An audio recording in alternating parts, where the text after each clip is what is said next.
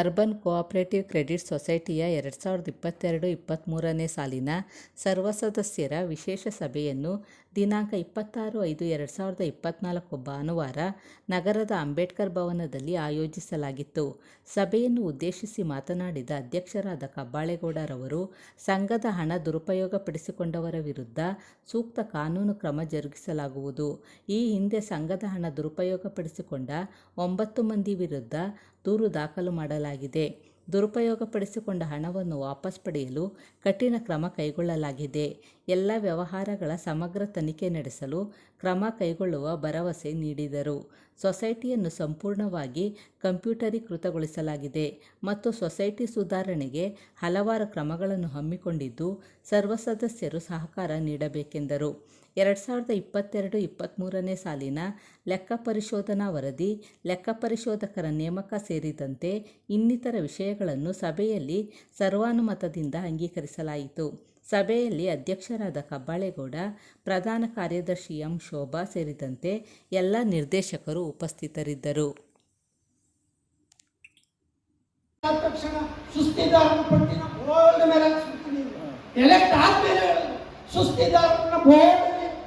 Notice board ಹಾಕಿಸ್ಬಿಡ್ತೀನಿ ಅಂತ ಹೇಳಿದ್ರು. ಎಲ್ಲ ಹಾಕ್ಸಿದ್ದೀರಿ? ಇವತ್ತು ಅದೇ ಸುಸ್ತಿದಾರ ಒಬ್ಬ ಬಂದು ಕುತ್ಕೊಂಡು ಅವ್ರಿಗೆ ನಾನು ನೋಟಿಸ್ ಇಲ್ಲ, ಅವ್ರು ಕೇಳಿದ್ರೆ ಅವ್ರು ಬಾಯಿ ಹೊಡಿತೀನಿ, ನಿನಗೆ ಅಧಿಕಾರ ಇಲ್ಲ ಅಂತ ಚಾಲೆಂಜ್ ಮಾಡ್ತೀನಿ. ಆಯ್ತು, ಈ ಚಿನ್ನದ ವ್ಯಾಲ್ಯೂಯೇಟರ್ ಬಗ್ಗೆ ಏನು ಕ್ರಮ ತಗೊಂಡಿದ್ದೀರಿ? ಅವ್ರು ಸ್ಟೇ ಹೋದ್ರು, ಕೋರ್ಟ್ಗೆ ಹೋದ್ರು, ಕೋರ್ಟಲ್ಲಿ ಜಾಮೀನು ರಿಜೆಕ್ಟ್ ಆಯಿತು. ಏನು ಮಾಡಿದ್ದೀರಿ? ಎಂಪ್ಲಾಯ್ಸ್ ತಗೊಂಡು ಸಾಲಗಳ ಬಗ್ಗೆ ವಸೂಲಿಗೆ ಏನು ಮಾಡಿದ್ದೀರಿ? ಯಾವುದನ್ನು ಏನು ಮಾಡಿದೆ? ನಿಮ್ಮ ಆಡಿಟ್ ರಿಪೋರ್ಟ್ ಹೇಳೋದನ್ನ ಹೋಗ್ಲಿ ಜನಕ್ಕೆ ಮಂಡಟ್ ಮಾಡಿದ್ದೀರಾ? ಸರ್ವ ಸದಸ್ಯರಿಗೆ ಮಂಡಟ್ ಮಾಡಿದ್ದೀರಾ? ಯಾವ್ಯಾವ್ದ್ರಲ್ಲಿ ಅವ್ಯವಹಾರ ಆಗಿದೆ, ಏನಾಗಿದೆ, ಎತ್ತಾಗಿದೆ ಅನ್ನೋದನ್ನ ಸಂಕ್ಷಿಪ್ತವಾಗಿ ಕೊಟ್ಟಿದ್ದೀರಾ? ಯಾವುದೂ ಇಲ್ಲ. ಆಡಿಟ್ ರಿಪೋರ್ಟ್ ಬಂದು ನೀವು ನೋಡ್ಕೊಳ್ಳಿ, ಅದು ನಾವಾಗ ಕೇಳ್ತಾರೆ. ಈಗ ಮಾಜಿ ಅಧ್ಯಕ್ಷರು ಎಲ್ಲ ಕಂಪ್ಯೂಟರೀಕರಣ ಮಾಡಿಸಿದ್ದೀವಿ, ಹಂಗಾರೆ ಸುಸ್ತಿದಾರದ್ದು ಎಲ್ಲ ಅಪ್ಗ್ರೇಡ್ ಮಾಡಿದ್ದೀರಾ? ನಾನು ಬಂದಾಗ 1 ವರ್ಷದ ಅಪ್ಗ್ರೇಡ್ ಮಾಡಿದ್ದೀವಿ, ಈ ಜಾತಿ ಸಾಲಿಗೆ ರನ್ನಿಂಗ್ ಆಗಕ್ಕೆ ಅಂತ ಹೇಳ್ತೀನಿ. ಇಲ್ಲಿ ಸಭೆಯಲ್ಲಿ ಹೇಳ್ತೀನಿ ಅಪ್ ಟು ಡೇಟ್ ಎಲ್ಲವೂ ಕಂಪ್ಯೂಟರೀಕರಣ ಮಾಡಿಬಿಟ್ಟಿದ್ದೀನಿ ಅಂತ ಹೇಳ್ತೀನಿ. ಬಹಳಷ್ಟು ನ್ಯೂನ್ಯತೆ ಇದೆ. ನೀವು ಬ್ಯಾಂಕನ್ನ ಹಿಂದೊಂದು ಮುಚ್ಕೊಂಡು ಮುಂದೆ ಮಾಡ್ಕೊಂಡು ಹೋಗುವಂಥ ಸಂದರ್ಭಗಳು ಅತಿಯಾಗಿದೆ. ಈ ಸಂದರ್ಭದಲ್ಲಿ ನಾನು ಹೊಸದಾಗಿ ಚುನಾಯಿತ ಆಗಿರೋ ಸದಸ್ಯರಿಗೆ ಹೋದ ಸಾಲಿನ ಒಳಗೆ ಸಂಸ್ಥೆ ಉಳಿಸಿ ಜನ ಹತ್ತಿರದಿಂದ ನಾವು ವ್ಯವಸ್ಥೆಗೆ ಅನುಕೂಲವಾದ ಒಂದು ಸಂಸ್ಥೆ ಇದೆ, ಅದನ್ನು ಕಟ್ಟಿ ಬೆಳೆಸಿ ಇದನ್ನ ಅವ್ರವ್ರ ಹಣಿ ಮಾಡಿಕೊಡ್ಬೇಡಿ ಅಂತ ಸಾಕಷ್ಟು ಸಾರಿ ಹೇಳಿದ್ವಿ. ನೀವು ಮತ್ತೆ ಅದೇ ಹಾದಿಯನ್ನು ಹಿಡಿತಾ ಇದ್ದೀವಿ. ಇದಂತೂ ಘಂಟಾಘೋಷವಾಗಿ ಹೇಳ್ತೀನಿ, ಅದೇ ಹಾದಿಯನ್ನು ಹೊಸ ಬಾಡಿನೂ ಹಿಡಿತಾ ಇದೆ. ನೀವು 63 ಪ್ರಕಾರ ನೀವು ಮರು ಲೆಕ್ಕ ಪರಿಶೋಧನೆ ಮಾಡಿಸಲೇಬೇಕು. 10 ವರ್ಷದ್ದು ಅದು ರೆಕಾರ್ಡ್ ಆಗ್ಬೇಕು. ಯಾರು ಸುಸ್ತಿದಾರಿದ್ದಾರೆ ಅದನ್ನ ಎಲ್ಲ ಸದಸ್ಯರು ಮುಂದಿನ ವರ್ಷದ ಮೀಟಿಂಗ್ ಎಲ್ರಿಗೂ ಬರಬೇಕು. ವಿವರಣೆ ಕೊಡಿ. ಎಲ್ಲ ಎಂಪ್ಲಾಯೀಸ್ ಕೂಡ ತಿಳ್ಕೊಂಡಿದ್ರೆ ಹಿಂದಿನ ಈಗ ಸಸ್ಪೆಂಡ್ ಆಗಿರೋರು ಎಲ್ಲರೂ ಮಾಡಬಾರ್ದು ಮಾಡಿ ಒಂದು ಅವ್ರಿಗೆ ಅಲ್ಲ. ಆಡಿಟರ್ ಸಾಹೇಬ್ರೆ, ತಮಗೊಂದು ಕ್ವಶನ್. ನಿಮ್ಮ ಕೋಆಪರೇಟಿವ್ ಇಲಾಖೆಯಲ್ಲಿ ಕೋಆಪರೇಟಿವ್ ಸೊಸೈಟಿಯಲ್ಲಿ ಕೆಲಸ ಮಾಡ್ತಕ್ಕಂಥ ಎಂಪ್ಲಾಯಿಗೆ SR ಓಪನ್ ಮಾಡೋ ಅವಕಾಶ ಇದೆಯಾ ಇಲ್ವಾ? ನಿಯಮದಲ್ಲಿ ಇದೆಯಾ? ಇಲ್ಲ.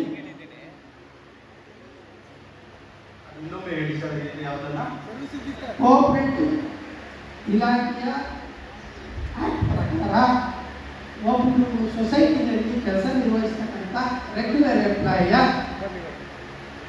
ಸೇವಾ ಪುಸ್ತಕವನ್ನ ನಿರ್ವಹಣೆ ಮಾಡೋ ವ್ಯವಸ್ಥೆ ಇದೆಯಾ ಇಲ್ವಾ? ಕಾನೂನಿನ ಅವಕಾಶ ಇದೆಯಾ ಇಲ್ಲವ?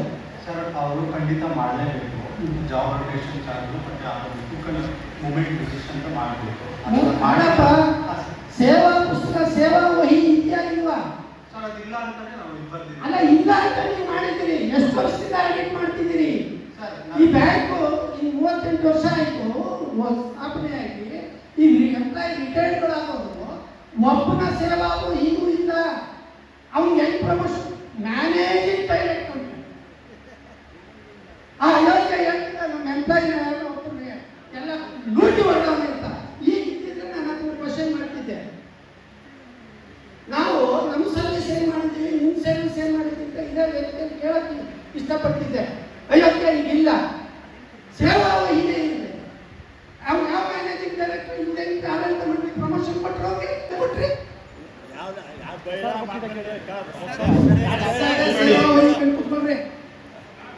ಈಗ ಆ ಲೋಪಗಳನ್ನ ಸಬ್ಜೆಕ್ಟ್ ವೈಸ್ ಅಂದ್ರೆ ನೀವು ಯಾಮಾರಿಸ್ಬಿಟ್ಟು ಎಲ್ಲ ಹೋಗ್ತೀರಿ.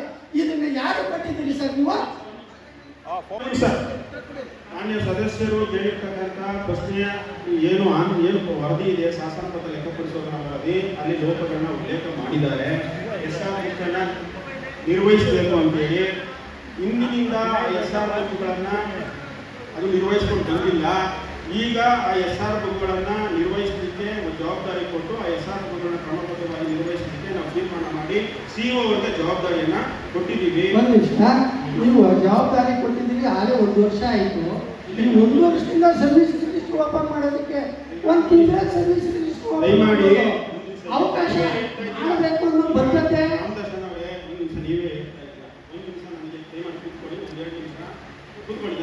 ಈ ನನ್ನೆಲ್ಲವೂ ರೆಕಾರ್ಡ್ ಆಗಬೇಕು. 63 ಆಕ್ಟ್ ಪ್ರಕಾರ ಮರುಪರಿಶೀಲನೆ 10 ವರ್ಷದ ಆಗಬೇಕು, ಅಷ್ಟು ರೆಕಾರ್ಡ್ ಆಗಬೇಕು. ದಯಮಾಡಿ ಕೂತ್ಕೊಳ್ಳಿ, ಕೊಡ್ತೀನಿ.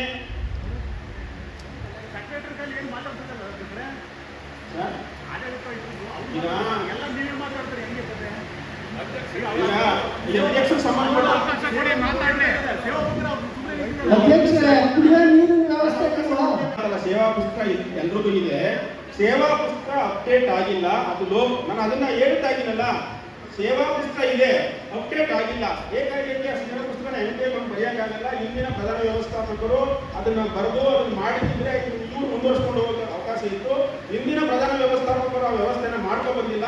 ಆದರೂ ಸಹ ನಾವು ಆಡಳಿತ ಮಂಡಳಿ ತೀರ್ಮಾನ ತಗೊಂಡು ಯಾವ್ಯಾವ ಅವಧಿನಲ್ಲಿ ಅವರ ಒಂದು ಪರ್ಸನಲ್ ಫೈಲಿದೆ ತಗೊಂಡು ರೆಕಾರ್ಡ್ ಮಾಡಲಿಕ್ಕೆ, ಆ ಸೇವಾ ಪುಸ್ತಕವನ್ನು ನಿರ್ವಹಣೆ ಮಾಡಲಿಕ್ಕೆ ಅವರಿಗೆ ಕಳೆದ ತಿಂಗಳ ಜವಾಬ್ದಾರಿಯನ್ನ ನಾವು ಏನು ಆಡಿಟ್ ರಿಪೋರ್ಟ್ ಬಂದ ನಂತರ ಜವಾಬ್ದಾರಿ ಕೊಟ್ಟಿದ್ದೀವಿ.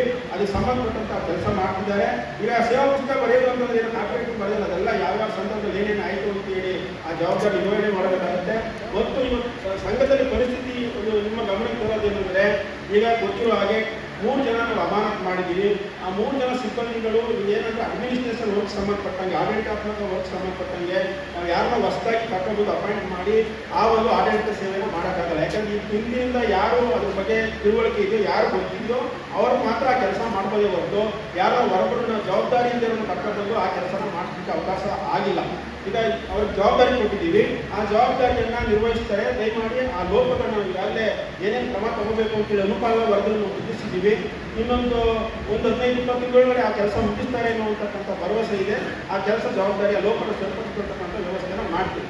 ಮುಂದುವರೆದು ರಾಮದಾಸ್ ಅಣ್ಣ ಅವರು ಏನು ಹೇಳಿದ್ರು, ಕಳೆದ 64-65 ಮಾಡಬೇಕು ಅಂತ ಸರ್ವ ಸದಸ್ಯರ ತೀರ್ಮಾನದಲ್ಲಿ ನಾವು ಈ ಒಂದು ಮನವಿಯನ್ನು ನಾವು ಎಷ್ಟೇ ತಾರೀಕು 21/8ಕ್ಕೆ ಪ್ರಸ್ತಾವನೆ ಸಲ್ಲಿಸಿದ್ದೀವಿ ಸರ್.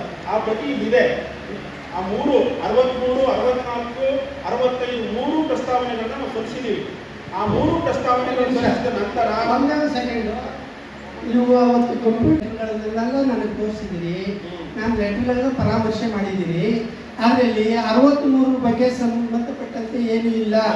64ಕ್ಕೆ ಸಂಬಂಧಪಟ್ಟಂತೆ ಏನಿದೆ, ಯಾರು ಚಾರ್ಜಸ್ ಆಗಿದೆ, ಎಂಪ್ಲಾಯೀಸ್ ಮೇಲೆ ನಾನು ಮಾತಾಡೋದು ಕೇಳ, ಆಮೇಲೆ ಆನ್ಸರ್ ಮಾಡಿ. ಎಂಪ್ಲಾಯೀಸ್ ಮೇಲೆ ಏನು ಚಾರ್ಜಸ್ ಆಗಿದೆ ಅದು ರಿಕವರಿ ಸಂಬಂಧಪಟ್ಟಂತೆ ಮಾತ್ರ ಬರೆದಿದ್ದೀರಿ. ಉಳಿದಂತೆ 63ರ ಮರು ಲೆಕ್ಕ ಪರಿಶೋಧನೆ ಬಗ್ಗೆ ಯಾವುದೇ ಪ್ರಸ್ತಾವ ಇಲ್ಲ.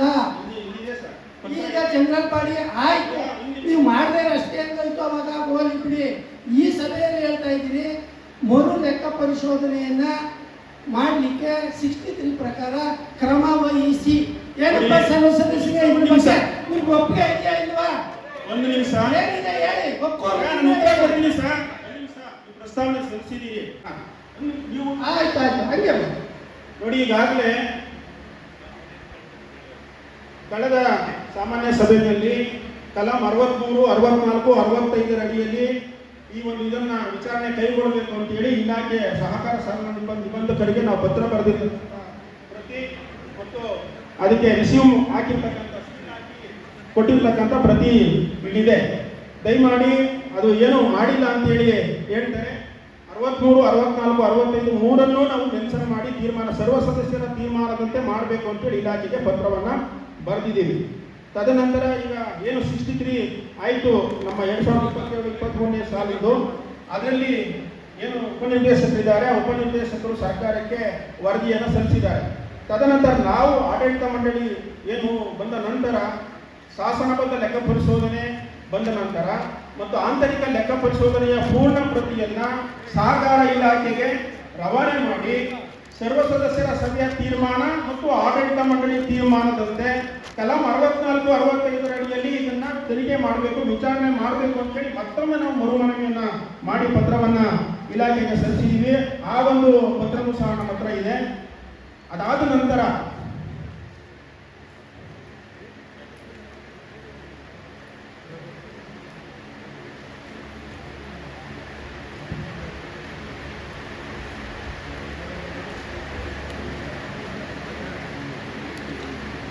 ಆಡಳಿತ ಮಂಡಳಿ ನಿರ್ಣಯ ಮಾಡಿ ಪತ್ರವನ್ನು ಬರೆದಿದ್ದೀವಿ ಸರ್. ಆ ಪದ್ಧತಿ ಇಲ್ಲಿದೆ, ದಯಮಾಡಿ ಪರಿಶೀಲನೆ ಮಾಡಬಹುದು. ಕಲಂ 64-65 ಅಡಿಯಲ್ಲಿ ಸಂಘದ ವ್ಯವಹಾರಗಳನ್ನು ತನಿಖೆ ಮಾಡಲು 20/11/2023ರಲ್ಲಿ ನೂತನ ಆಡಳಿತ ಮಂಡಳಿ ರಚನೆಯಾದ ನಂತರ ನಾವು ಇಲಾಖೆಗೆ ಪ್ರಸ್ತಾವನೆಯನ್ನ ಸಲ್ಲಿಸಿದ್ದೀವಿ.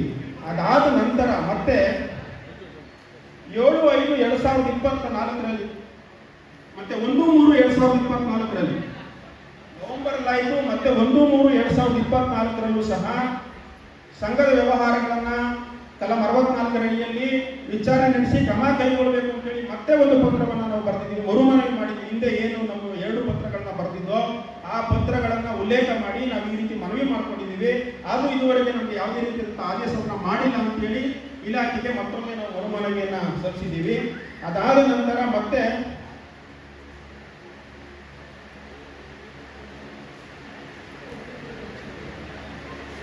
ಅವರು ಏನು ಇಲಾಖೆಯಿಂದ ನಾವು ಪತ್ರ ಕೊಟ್ಟ ನಂತರ 1/4/2024ಕ್ಕೆ ಸಹಕಾರ ಅಭಿವೃದ್ಧಿ ಅಧಿಕಾರಿಗಳಿಗೆ ಅವರು ಈ ಒಂದು ಸಂಘದ ವ್ಯವಹಾರಗಳನ್ನ ತಾವು ಖುದ್ದು ಭೇಟಿ ನೀಡಿ ಸಂಘಕ್ಕೆ ಭೇಟಿ ನೀಡಿ ಪರಿಶೀಲನೆ ಮಾಡಿ 64 ಅಡಿನಲ್ಲಿ ವಿಚಾರಣೆ ಮಾಡಬೇಕಾ ಅಥವಾ 65 ಅಡಿನಲ್ಲಿ ಪರಿವೀಕ್ಷಣೆ ಮಾಡಬೇಕಂತೇಳಿ ವರದಿ ಕೊಡಬೇಕು ಅಂತೇಳಿ ಸಹಕಾರ ಸಂಘಗಳ ನಿಬಂಧಕರು 1/4/2024ಕ್ಕೆ ಸಹಕಾರ ಅಭಿವೃದ್ಧಿ ಅಧಿಕಾರಿಗಳಿಗೆ ನಿರ್ದೇಶನವನ್ನು ಕೊಟ್ಟು ಪತ್ರವನ್ನು ಬರೆದಿದ್ದಾರೆ.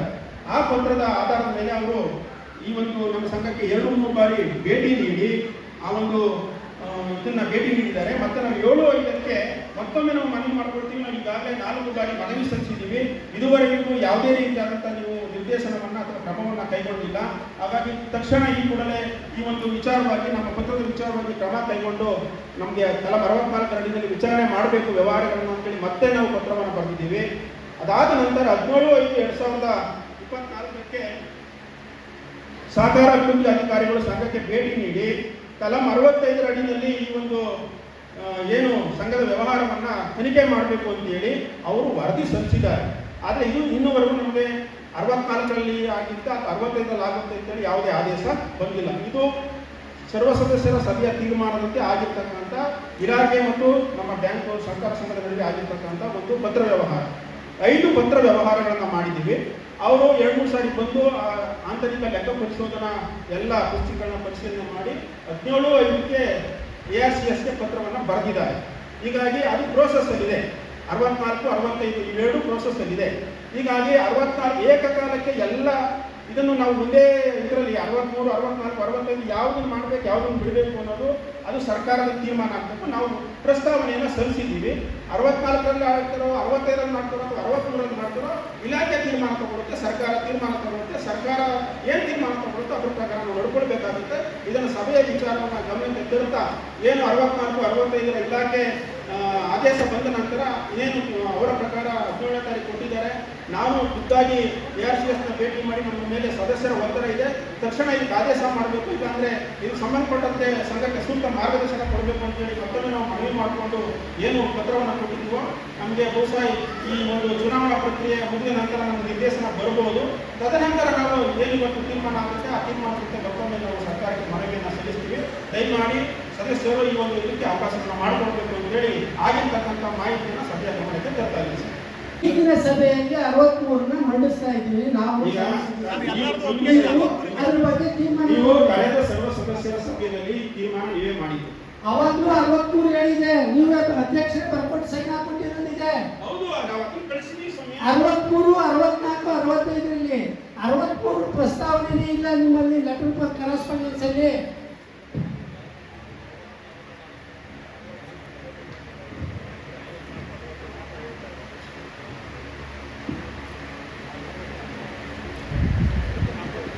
ಅಧ್ಯಕ್ಷರೇ,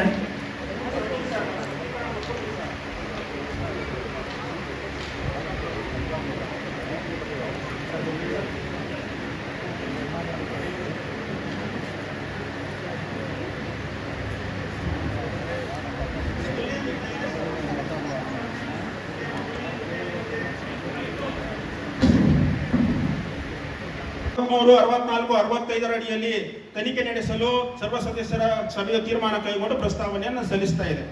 ಈ ಒಂದು ಇಲ್ಲಿ ಸೀಲ್ ಹಾಕಿ ಡಿಪಾರ್ಟ್ಮೆಂಟ್ ಇಂದ ನಾವು 21/8/23ಗೆ ಸಲ್ಲಿಸಿದ್ದೀವಿ. ನೋಡಿ, ಸಹಿ ಹಾಕಿರ್ತಕ್ಕಂಥದ್ದು, ರವಾನೆ ಮಾಡಿರ್ತಕ್ಕಂಥದ್ದು ಪತ್ರ ಇಲ್ಲಿದೆ. 63 ಯಾವ ಡಿಪಾರ್ಟ್ಮೆಂಟ್ ಕೊಟ್ಟಿದ್ದೀರಿ ಗೊತ್ತಿದೆಯಾ? ಸ್ವಾಮಿ, 63 ಲೆಕ್ಕ ಪರಿಶೋಧನೆಗೆ ಸಂಬಂಧಪಟ್ಟದ್ದು. ಅದೇ ಯಾವ ಡಿಪಾರ್ಟ್ಮೆಂಟ್ ಬರುತ್ತೆ? 64 65 ಯಾವ ಡಿಪಾರ್ಟ್ಮೆಂಟ್ ಬರುತ್ತೆ? ನಮಗೆ ತಿಳುವಳಿಕೆ ಇರೋ ಪ್ರಕಾರ 63 ಲೆಕ್ಕ ಪರಿಶೋಧನಾ ಇಲಾಖೆ ಬರುತ್ತೆ, 64 65 ಸಹಕಾರ ಸಂಘಗಳ ನಿಬಂಧಕ ಬರುತ್ತೆ. ದಯಮಾಡಿ ಸದಸ್ಯರು, ನೀವು ಯಾವುದೇ ರೀತಿಯಾದಂತಹ ಪ್ರಶ್ನೆಗೆ ಅವಕಾಶವನ್ನು ಕೋರಿಲ್ಲ. ಈಗ ಯಾರು ಪ್ರಶ್ನೆ ಕೇಳಿದಾರೋ ಅವ್ರು ಕೊಡ್ತಾ ಇದ್ದೀವಿ. ದಯಮಾಡಿ ಈಗ ನಾನು ಕೋರಿರೋದು ನಾನು ಕೇಳ್ತೀನಿ. ಈಗ ನೀವು ಕೇಳೋರ್ನ ಅಧ್ಯಕ್ಷರೇ, ನಾನು ಕೇಳಿದ್ದೀನಿ, ನನಗೆ ಆನ್ಸರ್ ಮಾಡ್ತಿದ್ದೀನಿ ಅಂತ ಹೇಳ್ತಿದ್ದೀರಿ. 63 ಸರ್ಕಾರಿ ಆಡಿಟೇ ಆಗಬೇಕು, ಅದಕ್ಕೆ ಅವಕಾಶ ಇರೋದು. ಮರು ಲೆಕ್ಕ ಪರಿಶೋಧನೆ ಸರ್ಕಾರಿ ಲೆಕ್ಕ ಪರಿಶೋಧನೆ ಕೈಲೇ ಆಗಬೇಕು. ಆ ರೀತಿ ಈ ಸಾರ್ವಜನಿಕ ಸಭೆಯಲ್ಲಿ, ಸರ್ವ ಸದಸ್ಯರ ಸಭೆಯಲ್ಲಿ ನಿರ್ಣಯ ಆಗಬೇಕು, ತೀರ್ಮಾನ.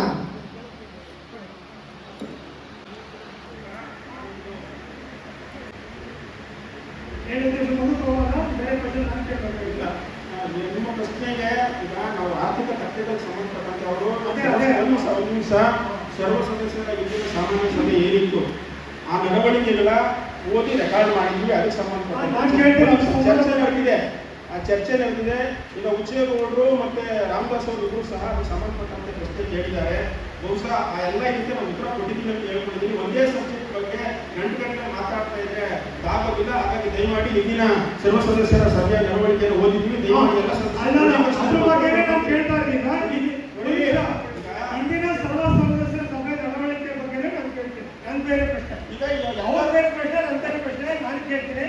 ಅದರಲ್ಲಿ ಓದಿದ್ದೆಲ್ಲವನ್ನು ರೋಹಿಣಿ ಪ್ರಿಯಾ ಓಡಿ ಸಾಲದ ಬಗ್ಗೆ, ಪೂರ್ತಿ ರೆಕಾರ್ಡ್ ಬಗ್ಗೆ ನಾನು ಮಾತಾಡಬೇಕು ಅಂತೀನಿ, ಇನ್ಕ್ಲೂಡಿಂಗ್ ಆಡಿಟರ್ಗೆ. ಆಯ್ತಾ? ಈಗ ಅದು ಇಂದಿನ ಸಭೆ ನಡವಳಿಕೆಯಲ್ಲಿ ನೀವು ಓದಿರೋಂಥ ವಿಚಾರನೇ ನಾನು ಕೇಳ್ತಾ ಇರೋದು, ಬೇರೆ ವಿಚಾರ ಕೇಳ್ತಾ ಇಲ್ಲ.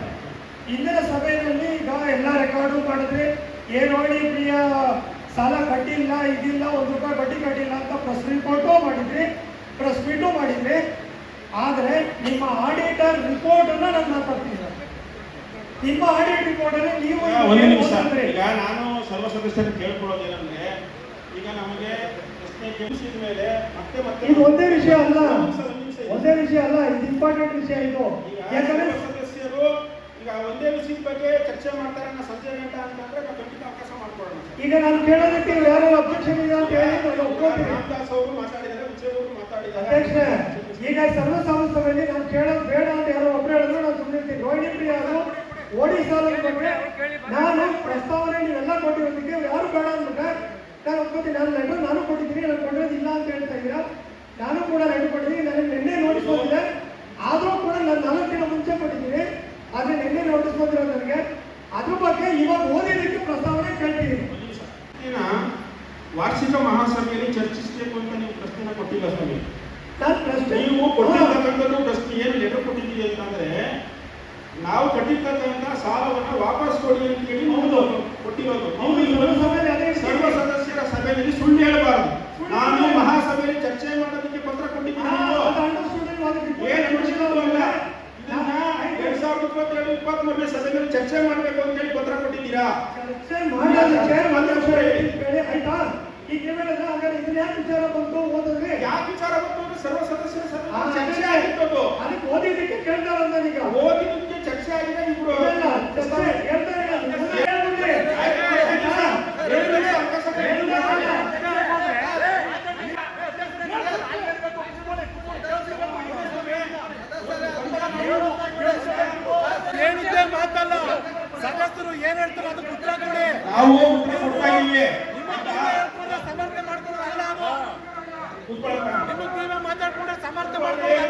ನೀವು ಸುಸ್ತಿಗಾಗಿದ್ದೀರಿ.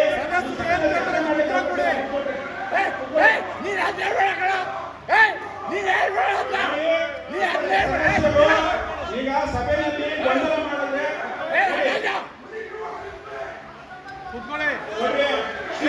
ಸುಸ್ತಿಗಾರರಿಗೆ ಚರ್ಚೆಗೆ ಅವಕಾಶ ಇಲ್ಲ.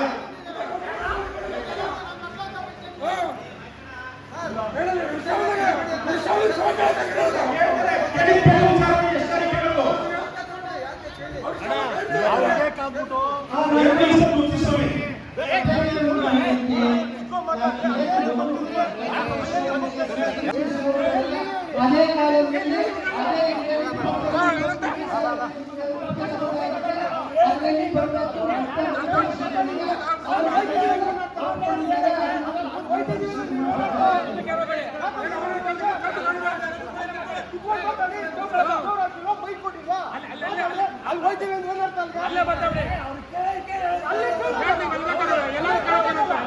ಮಾನ್ಯ ಗೌರವಾನ್ವಿತ ಸದಸ್ಯರು ದಯಮಾಡಿ ಗೌರವಯುತವಾಗಿ ಚರ್ಚೆಯಲ್ಲಿ ಭಾಗವಹಿಸುತ್ತಾ ಗೌರವಯುತವಾಗಿ ಕೈ ಅಂದ್ರೆ ಯಾರಿಗೆ ಕೈ ಅನ್ನೋದು ಸಭೆ ಗೌರವ ಕೊಡಿ.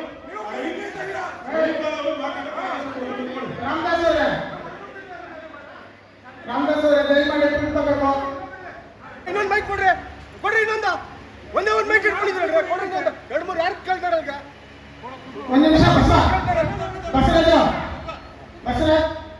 ಕುತ್ಕೊಳ್ಳಿ ಒಂದು ನಿಮಿಷ ದಯಮಾಡಿ ಆರೋಗ್ಯಕರವಾದ ನಮ್ಮ ಉದ್ದೇಶ ಲೋಫರ್ ನನ್ನ ಮಗ ಅಂತ ಬೈದ್ರೆ ನಾವು ನಿರ್ದೇಶಕರನ್ನಾಗಿ ನೀವು ಯಾಕೆ ಆಯ್ಕೆ ಮಾಡಿದ್ರಿ ಅಂತ ನನ್ನ ಪ್ರಶ್ನೆ. ಒಬ್ಬ ನಿರ್ದೇಶಕರಿಗೆ ಗೌರವ ಅಂತ ಕೊಡುವುದೇ ಇರ್ತಕ್ಕಂಥ ಸಭೆಯಲ್ಲಿ ಇಂಥ ಸದಸ್ಯರು ಇರಬೇಕಾ? ಹೇಳಿ ದಯಮಾಡಿ ಹೇಳಿ. ನಾವು ಲೋಕಲ್ ಮಕ್ಕಳ ಈ ವರ್ಷದಲ್ಲಿ ಮಾತಾಡುವಂತ ಸದಸ್ಯರನ್ನು ಸಭೆ ಕರ್ಕೊಂಡ್ಬಂದು ಅವರು ಡಿಪಾರ್ಟ್ಮೆಂಟ್ ಅಂತ ಆಗಿರೋದು ಒಂದೇ ಕಾರಣಕ್ಕೆ ನಮ್ಮನ್ನ ದೂಷಿಸ್ತಾ ಇರೋದು ತಪ್ಪಲ್ವಾ? ನಟರಾಜ್ ಅವರೇ ಸಭೆ ಕರ್ಕೊಂಡು ಅನ್ನೋ ಪದವನ್ನು ವಾಪಸ್ ತಗೊಳ್ಳಿ. ಅಲ್ಲ ಅವರು ಹಕ್ಕಿದೆ ಅವರು ಸಭೆ ಗೌರವ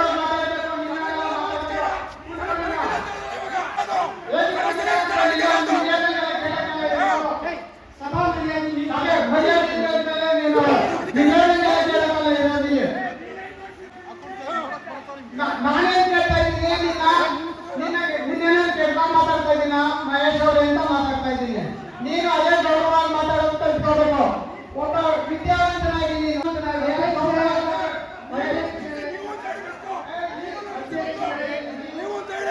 ದಯಮಾಡಿ ಸಭೆಯ ಗೌರವವನ್ನು ಸದಸ್ಯರು ಸಭೆಯ ಗೌರವವನ್ನು ಕಾಪಾಡಬೇಕು. ಇದು ಸಭೆ ಗೌರವವನ್ನು ಕಾಪಾಡಬೇಕಿದೆ. ಇದು ಖಾಸಗಿ ಆಸ್ತಿ ಅಲ್ಲ. ಇದು ಯಾವ ಖಾಸಗಿ ಆಸ್ತಿ ಅಲ್ಲ. ಇದು ಸರ್ವ ಸದಸ್ಯರು ಆಯ್ತಾ? ಸರ್ವ ಸದಸ್ಯರ ಹಕ್ಕುಗಳನ್ನ ಹರಣ ಮಾಡಬಾರ್ದು. ದಯಮಾಡಿ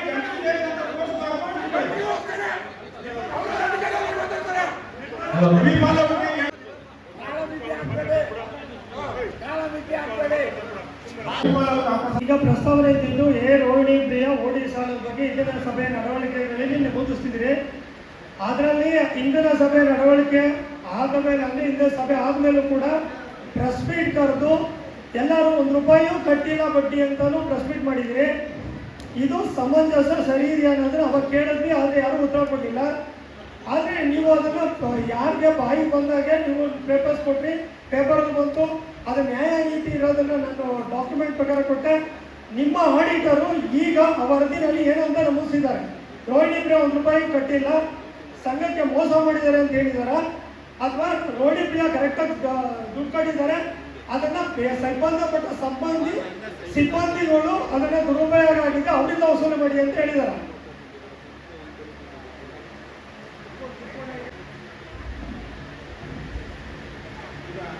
ಆಡಿಟ್ ವರದಿಯಲ್ಲಿ ಬಂದಿರೋ ಪ್ರಕಾರ ನಮಗೆ ರೋಹಿಣಿ ಪ್ರಿಯರವರ ಓಡಿ ಸಾಲದ ಖಾತೆಗೆ ಜಮಾ ಬರದೆ ಸುಳ್ಳು ಜಮಾ ನಮೂದಿಸಿರುವುದು ಬಂದಿದೆ ಅಂತೇಳಿ ವರದಿಯಲ್ಲಿ ನೀಡಿದ್ದಾರೆ. ಇದನ್ನ ಪ್ರಧಾನ ವ್ಯವಸ್ಥಾಪಕರು ತಮ್ಮ ಸ್ವಂತ ಬರವಣಿಗೆಯಲ್ಲಿ ನಮೂದಿಸಿದ್ದಾರೆ. ಹಾಗಾಗಿ ಅವರಿಂದ ಇದನ್ನು ವಸೂಲಿ ಮಾಡುವುದು ಅಂತೇಳಿ ಅವರು ವರದಿನ ಕೊಟ್ಟಿದ್ದಾರೆ. ಅಲ್ವಾ? ನಾವು ಕಟ್ಟಿದ್ದೀವ ಕರೆಕ್ಟಾಗಿ? ನೀವು ಅದು ಕಟ್ಟಿದ್ದೀರಾ ನಂತರ? ಅಲ್ಲಲ್ಲ, ನಂತರ ಕಟ್ಟಿರೋದಲ್ಲ ಹೇಳ್ತಾರೆ ನಾನು. ಅವತ್ತಿನ ವರದಿನಲ್ಲಿ ಸುಳ್ಳು ಜಮಾ ಅಂತ ನಿಮ್ಮ ಸಿಬ್ಬಂದಿ ಬರ್ತಿದ್ದಾರೆ ಅಂತ ಬರ್ತಿದ್ದಾರೆ, ಇವ್ರು ಕಟ್ಟದೆ ಸುಳ್ಳು ಜಮಾ ಬರ್ತಿದ್ದಾರೆ ಅಂತ ಎಲ್ಲೂ ಹೇಳಿಲ್ಲ. ಹೌದಾ? ಇವರು ದುಡ್ಡು ಕಟ್ಟದೆ ಸುಳ್ಳು ಜಮಾ ಬರ್ತಿದ್ದಾರೆ ಅಂತ ಹೇಳಿಲ್ಲ.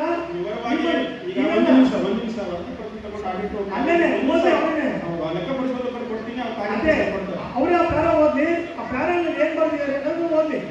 ರೋಹಿಣಿ ಪ್ರಿಯಾ ಕಟ್ಟದೆ ಸುಳ್ಳು ಜಮಾ ಬರ್ತಿದ್ದಾರೆ. ಈ ಸಾಲದಲ್ಲಿ ರೋಹಿಣಿ ಪ್ರಿಯಾ ಅವರು 5 ಲಕ್ಷ ಜಮಾ ಬಂದಿದೆ ಅಂತ ಅಲ್ಲಿನ ಇವರು ಕಾರ್ಯದರ್ಶಿಗಳು ಬರೆದಿದ್ದಾರೆ. ಬಟ್ ಅದಕ್ಕೆ ಯಾವುದೇ ರೀತಿ ದಾಖಲಾತಿಗಳಿಲ್ಲ, ಕ್ಯಾಶ್ ಬುಕ್ ಬಂದಿಲ್ಲ. ಹಾಗಾಗಿ ಆ ಖಾತೆಯಲ್ಲಿ ಮಾತ್ರ 5 ಲಕ್ಷ ವ್ಯತ್ಯಾಸಗಳಿದೆ ಅಂತ ನಾವು ಬರೆದಿದ್ದೀವಿ. ಅದಾದಮೇಲೆ ಡೆಪ್ಯೂಟಿ ಕಮಿಷನರ್ ಅವರು ನಮ್ಗೇನು ಕೊಟ್ಟಿದ್ರು ಆ ಪಾಯಿಂಟ್ಗಳ ಪ್ರಕಾರ ಒಂದು ನೈಸರ್ಗಿಕ ಇದು ಏನು ನ್ಯಾಚುರಲ್ ಪ್ರಿನ್ಸಿಪಲ್ ಬೇಸಿಸ್ ಅಲ್ಲೇ ರೋಹಿಣಿ ಪ್ರಿಯಾ ಅವ್ರಿಗೂ ಕೂಡ ಒಂದು ಲೆಟರ್ನ ಸಬ್ಮಿಟ್ ಮಾಡಿದ್ವಿ. ಅವ್ರೇನು ಹೇಳಿದ್ದಾರೆ, ನಾವು ನೆಕ್ಸ್ಟ್ ಇಯರ್ ಅಂದರೆ ಪ್ರೆಸೆಂಟ್ ಇಯರ್ಲಿ ಕಟ್ಟಿದ್ದೀವಿ ಅಂತ ಹೇಳಿದ್ದಾರೆ. ಇಲ್ಲಿ ಆ ಟೈಮಲ್ಲಿ ಹೇಗೆ ಮಾಡಿದ್ದಾರೆ ಅಂತ ಹೇಳಿದ್ದಾರೆ ಸರ್, ಆ ಟೈಮಲ್ಲಿ ಕಟ್ಟದ ಡೇಟ್ ಹೇಳಿದ್ರೆ ವ್ಯತ್ಯಾಸ. ಆ ಟೈಮಲ್ಲಿ ದುಡ್ಡು ಕಟ್ಟಿದ್ದೀನಿ ಅಂತ ಹೇಳಿದ್ರೆ ಕಟ್ಟಿಲ್ಲ ಅಂತ ಹೇಳಿದ್ದಾರೆ ಸರ್. ಅದಾದ ನಂತರ ಕಟ್ಟಿದ್ದೀನಿ ಅಂತ ಹೇಳಿದ್ದಾರೆ. ನಾವು ಅದಾದ ನಂತರ ಅಲ್ಲ, ನೀವು ವೆರಿಫೈ ಮಾಡ್ಬೇಕಾದ್ರೆ ಏನಂತ ಹೇಳಿದ್ರೆ 15/7/2023 ನೀಡಕ್ಕೆ ಸುಳ್ಳು ಜಮಾ ಬರ್ತಿದೆ ಅಂತ ಹೇಳಿದ್ದೀರಿ. ಅದಾದ್ಮೇಲೆ ನೀವು ಲೆಟರ್ ಕೊಟ್ರಿ, ಅದಕ್ಕೆ ಉತ್ತರ ಎಲ್ಲ ಕೊಟ್ರಿ. ನಮ್ಮ ಪಾಸ್ಬುಕ್ ಅಲ್ಲಿ ನೀವೇ ದೃಢೀಕರಣ ಕೊಟ್ಟಿರೋ ಲೆಡ್ಜರ್ ಬುಕ್ ಅಲ್ಲಿ ಎಲ್ಲ ಜಮಾ ಇದೆಯಾ? ಅದಾಗಿ ಕೊನೆಗೆ 6 ತಿಂಗಳಾಗಿ 8 ತಿಂಗಳಾಗುವವರೆಗೂ ಮಾರ್ಚ್ ಮುಗಿದ್ರು ಕೂಡ ಟರ್ನ್ ಓವರ್ ಆಗಿದೆಯಾ? ಟರ್ನ್ ಓವರ್ ಆಗಿ ನಿಮ್ಮ ಇವಾಗಿನ ಪ್ರಭಾರ ವ್ಯವಸ್ಥಾಪಕರೇ ಅದನ್ನ ಕಂಟಿನ್ಯೂ ಮಾಡ್ಕೊಂಡು ಹೋಗಿದಾರಾ? ಆಗಿದೆಯಾ? 31 ಆದ್ಮೇಲೂ ಕಂಟಿನ್ಯೂ ಆಗಿದೆಯಾ? ಒಂದು ನಿಮಿಷ. ಸುಳ್ಳು ಜಮಾ ಬಂದಿರೋದಿದ್ದರೆ ಅವತ್ತಿಂದ ಟ್ರಾನ್ಸಾಕ್ಷನ್ ಕಂಟಿನ್ಯೂ ಆಗೋವಾಗಲೇ 31 ಎಂಟ್ರಿ ಮಾಡೋವಾಗಲೇ ಟೋಟಲಿಂಗ್ ಅಲ್ಲಿ ನೀವು ವ್ಯತ್ಯಾಸ ನೋಡ್ತಿದ್ರಿ. ಒಂದು ಅದನ್ನು ವೆರಿಫೈ ಮಾಡಿದಿರಿ. ನಿಮ್ಮಲ್ಲಿ ಹೇಳ್ತಿರೋದೇನು, ನಿಮ್ಮಲ್ಲಿ ಚಲನ್ ಇಲ್ಲ ಅಂತ ಹೇಳ್ತಾ ಇದ್ದೀರಿ ಅಷ್ಟೇ. ಆದ್ರೆ ಚಲನ್ ದಾಖಲೆ ನಿಮ್ಮಲ್ಲಿಲ್ಲ. ಅದನ್ನ ಪ್ರಿಸರ್ವ್ ಮಾಡ್ಬೇಕಾದ್ರು ನಿಮ್ಮ ಬ್ಯಾಂಕ್ ಅವರ ಅಥವಾ ನಾನು ಬಂದು ನಾನು ಪ್ರಿಸರ್ವ್ ಮಾಡಬೇಕು. ಒಂದು ಇನ್ನೊಂದು, ನನಗೆ ದೃಢೀಕೃತ ಲೆಡ್ಜರ್ ಎಲ್ಲನೂ ನೀವು ಡಾಕ್ಯುಮೆಂಟ್ ಕೊಟ್ಟಿದ್ದೀರಾ, ನೀವೇ ದೃಢೀಕರಿಸ್ಕೊಟ್ಟಿದ್ದೀರಾ, ಪಕ್ಕ ಕಟ್ಟಿದ ಕಂಟಿನ್ಯೂಟಿ ಕೊಟ್ಟಿದ್ದೀರಾ, ಪಾಸ್ಬುಕ್ ಕೊಟ್ಟಿದ್ದೀರಾ. ಹೌದಾ? ಇದೆಯಾ? ಎಲ್ಲರೂ ಎಲ್ಲ ದಾಖಲಾತಿ ಕೊಟ್ಟಿದ್ದೀರಾ? ನಾನು ಎಲ್ಲ ದಾಖಲೆ ಕೊಟ್ಟು ಕೌಂಟರ್ ರೂಪಾಯಿ ಸ್ಲಿಪ್ಪು ಆದ್ರೆ ಕೇಳ್ತಿದ್ದೀರಾ ಅಂದ್ರೆ ಅರ್ಥ ಏನಿರುತ್ತೆ? ನಾನೇನೋ ಕೌಂಟರ್ ರೂಪಾಯಿ ಸ್ಲಿಪ್ ಇಟ್ಕೊಂಡು ನಿಮ್ಮ ದೃಢೀಕರಣ ಯಾವುದು ದಾಖಲೆ ಇಲ್ಲ ದಾಖಲಾತಿ ಅಂದರೆ ನಾನು ಒಪ್ಕೊತೀನಿ. ಪಾಸ್ಬುಕ್ ಅಲ್ಲಿ ಇಲ್ಲ, ಇದಿಲ್ಲ. ಚಲನನ್ನ ವರ್ಷಾನುಗಟ್ಟಲೆ ಪ್ರಿಸರ್ವ್ ಎಲ್ಲರೂ ಮಾಡ್ತೀರಾ? ಎಲ್ಲರೂ ಪ್ರಿಸರ್ವ್ ಮಾಡ್ತೀರಾ? ಪಾಸ್ಬುಕ್ ನೋಡ್ಕೊತೀರಾ? ಪ್ರಶ್ನೆ ಸರಿ ಇದೆ, ಆದ್ರೆ ಪ್ರಶ್ನೆ ದಿಕ್ಕು ಬೇರೆ ಆಗ್ತದೆ. ಕ್ಲಿಯರ್ ಮಾಡಿ, ನನ್ನ ಪಾರ್ಟ್ ಮಾತ್ರ ಕ್ಲಿಯರ್ ಮಾಡಿ ಸರ್. ನನ್ನ ಪಾರ್ಟ್ ನಾವು ಒಬ್ಬ ಆಡಿಟರ್ ಆಗಿ ರೋಹಿಣಿ ಪ್ರಿಯಾ ಅವ್ರಿಗೂ ನಮ್ದು ಅಲಿಗೇಷನ್ ಅಲ್ಲ. ನನ್ನ ಅಲಿಗೇಷನ್ ಇರೋದಿಲ್ಲ. ಆವತ್ತು ಯಾವತ್ತು ಜಮಾ ಬಂದಿದೆ ಅಂದರೆ ಅವತ್ತು ಕ್ಯಾಶ್ ಬುಕ್ಕಲ್ಲಿ ಎಂಟ್ರಿ ಇಲ್ಲ, ಜಮಾ ಬಂದಿಲ್ಲ. ಆಯಿತು, ಬಂದಿಲ್ಲ, ಆದರೆ ಬಂದಿದೆ ಅಂತ ಇದರಲ್ಲಿ ಏನು ಲೆಡ್ಜರಲ್ಲಿ ಮೈನಸ್ ಆಗಿ ಹೋಗಿದೆ. ಜವಾಬ್ದಾರಿನ ನಾವು ಯಾರೋ ಸಂಬಂಧಪಟ್ಟ ಅಧಿಕಾರಿಗೆ ಹಾಕಿದ್ದೀವಿ. ಹೌದು, ತಮ್ಮ ಯಾರು ರೋಹಿಣಿ ಪ್ರಿಯಾ ಅವ್ರಿಗೆ ನಾನು ಅದು ಜವಾಬ್ದಾರಿ ಫಿಕ್ಸ್ ಮಾಡಿದ್ದೀನಿ. ಹಾಗಾಗಿ ನನಗೆ ಇದೇ ರಿಲೆವೆಂಟ್ ನನಗೆ ಗೊತ್ತಿಲ್ಲ. ಬಟ್ ನಮಗೆ ಜಮಾ ಬರಬೇಕಾಗಿತ್ತು, ಬಂದಿದೆ. ಆದರೆ ಈ ಪ್ರೆಸೆಂಟ್ ಇಯರ್ ಬಂದಿಲ್ಲ, ಮುಂದಿನ ಇಯರ್ ಬಂದಿದೆ. ಅದನ್ನು ಸಸ್ಪೆನ್ಸ್ ಅಲ್ಲಿ ಇಟ್ಟಿದ್ದಾರೆ. ನಮಗೆ ಇಲ್ಲಿ ಒಂದು ಸ್ವಲ್ಪ ಅವ್ಯವಹಾರ ಆಗಿದೆ. ಏನು ಜಮಾ ಬರ್ದಿರ, ಯಾಕಂದ್ರೆ ದುಡ್ಡು ಇಲ್ಲ ಇಲ್ಲಿ. ನನಗೆ ಒಂದ್ ಕಡೆ ಬಂದ್ರೆ ಬರೀ ಚಲಾನ್ ಒಂದಲ್ಲ, ತುಂಬಾ ಸಪೋರ್ಟಿನ 4 ಡಾಕ್ಯುಮೆಂಟ್ ಇಲ್ಲ. ಹಾಗಾಗಿ ಅದ್ರ ರಿಲೇಟೆಡ್ ಸಂಬಂಧಪಟ್ಟ ಅಧಿಕಾರಿಗೆ ನಾವು ನೋಟಿಸ್ ಇಶ್ಯೂ ಮಾಡಿದ್ದೀವಿ. ಇದ್ರ ಪಕ್ಕ ನಿಮ್ಗೆ ಏನಾದ್ರು ಮಾಹಿತಿ ಇದೆಯಾ? ರೋಹಿಣಿ ಪ್ರಿಯಾ ಅವ್ರಿಗೂ ಕೂಡ ಇದರ ಬಗ್ಗೆ ಒಂದು ಮಾಹಿತಿ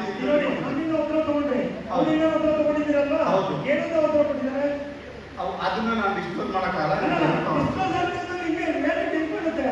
ಅವರು ಇಲ್ಲ, ನಾನು ಕಟ್ಟಿಲ್ಲ, ರೋಹಿಣಿ ಪ್ರಿಯಾ ದುಡ್ಡು ಕೈ ಕೊಟ್ಟಿಲ್ಲ, ನಾನು ಕಟ್ಟಿಲ್ಲ, ಅವ್ರ ಸ್ಟೇಟ್ಮೆಂಟ್ ಕೊಟ್ಟಿದ್ದೀರಾ?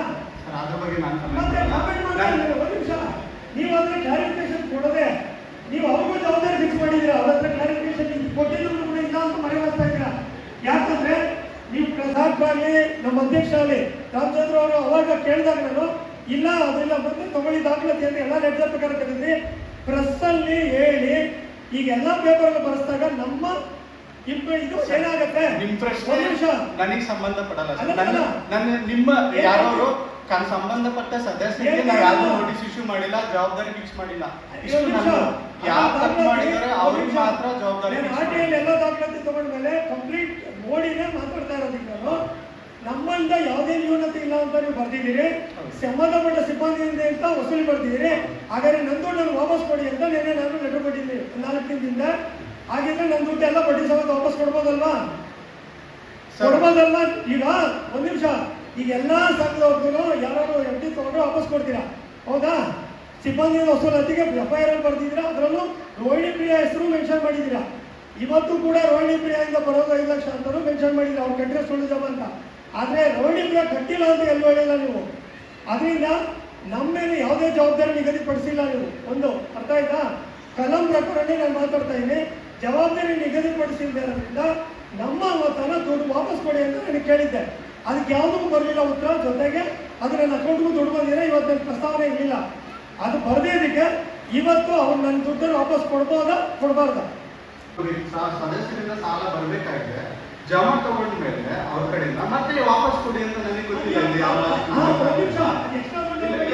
ಅಲ್ಲಿ ಏನಾದ್ರು ಅಲ್ಲಿ ನಿಜವಾಗ್ಲೂ ದುಡ್ಡು ಬಂದಿದ್ಯಾ ಬಂದಿಲ್ವಾ, ಇವ್ರು ಎಂಟ್ರಿ ಹಾಕಿದಾರ ಅದು ತನಿಖೆ ಆಗ್ಬೇಕು. ಅದಕ್ಕೆ ನಾವು ತನಿಖೆ ಮಾಡಿಲ್ಲ, ನಾವು ಆಡಿಟರ್ ಅಷ್ಟೇ, ತನಿಖೆ ಮಾಡಿಲ್ಲ.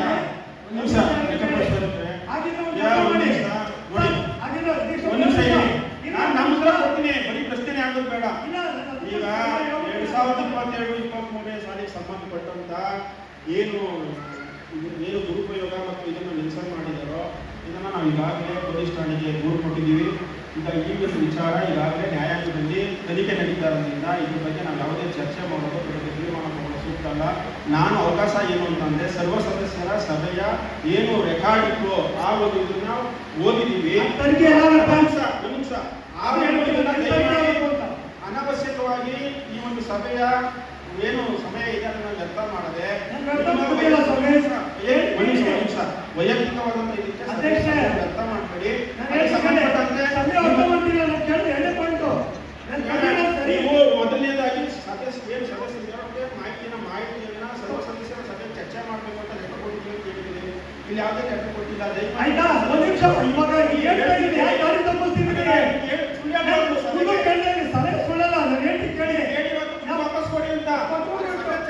ಸರಿ, ದುಡ್ಡು ಕೊಟ್ಟಿಲ್ಲ ಅಂತ ಬರ್ತಾ ಇದೀನಿ, ಎಲ್ಲ ಸಭೆ ಮುಂದೆ ಇಡ್ತಾ ಇದೀನಿ. ದುಡ್ಡು ಕೊಡ್ಬೇಕಾ ಬೇಡ ಅಂತ ಅವ್ರು ಕೇಳಿದೆ, ತನಿಖೆ ಬೇಕಾ ಎಂತ ವ್ಯವಹಾರ ಮಾಡ್ಕೊಳ್ಳಿ. ಒಂದ್ ನಿಮಿಷ ಸಂಬಂಧಪಟ್ಟಂಗೆ ಅಧ್ಯಕ್ಷ ಅದಕ್ಕೆ ಸಂಬಂಧಪಟ್ಟಂಗೆ ಆಡಿಟರ್ಗೆ ಪತ್ರ ವ್ಯವಹಾರ ಮಾಡ್ಕೊಳ್ಳಿ. ಇದೆಲ್ಲ ಹೇಳ್ತಿ ಕೇಳಿ, ಹೇಳ್ತಿ ಕೇಳಿ. ಎಲ್ಲ ಆಡಿಟ್ ತನಿಖೆ ಆಗೋದು ನೆಕ್ಸ್ಟ್ ರಿಆಡಿಟ್ ಅಲ್ಲಿ.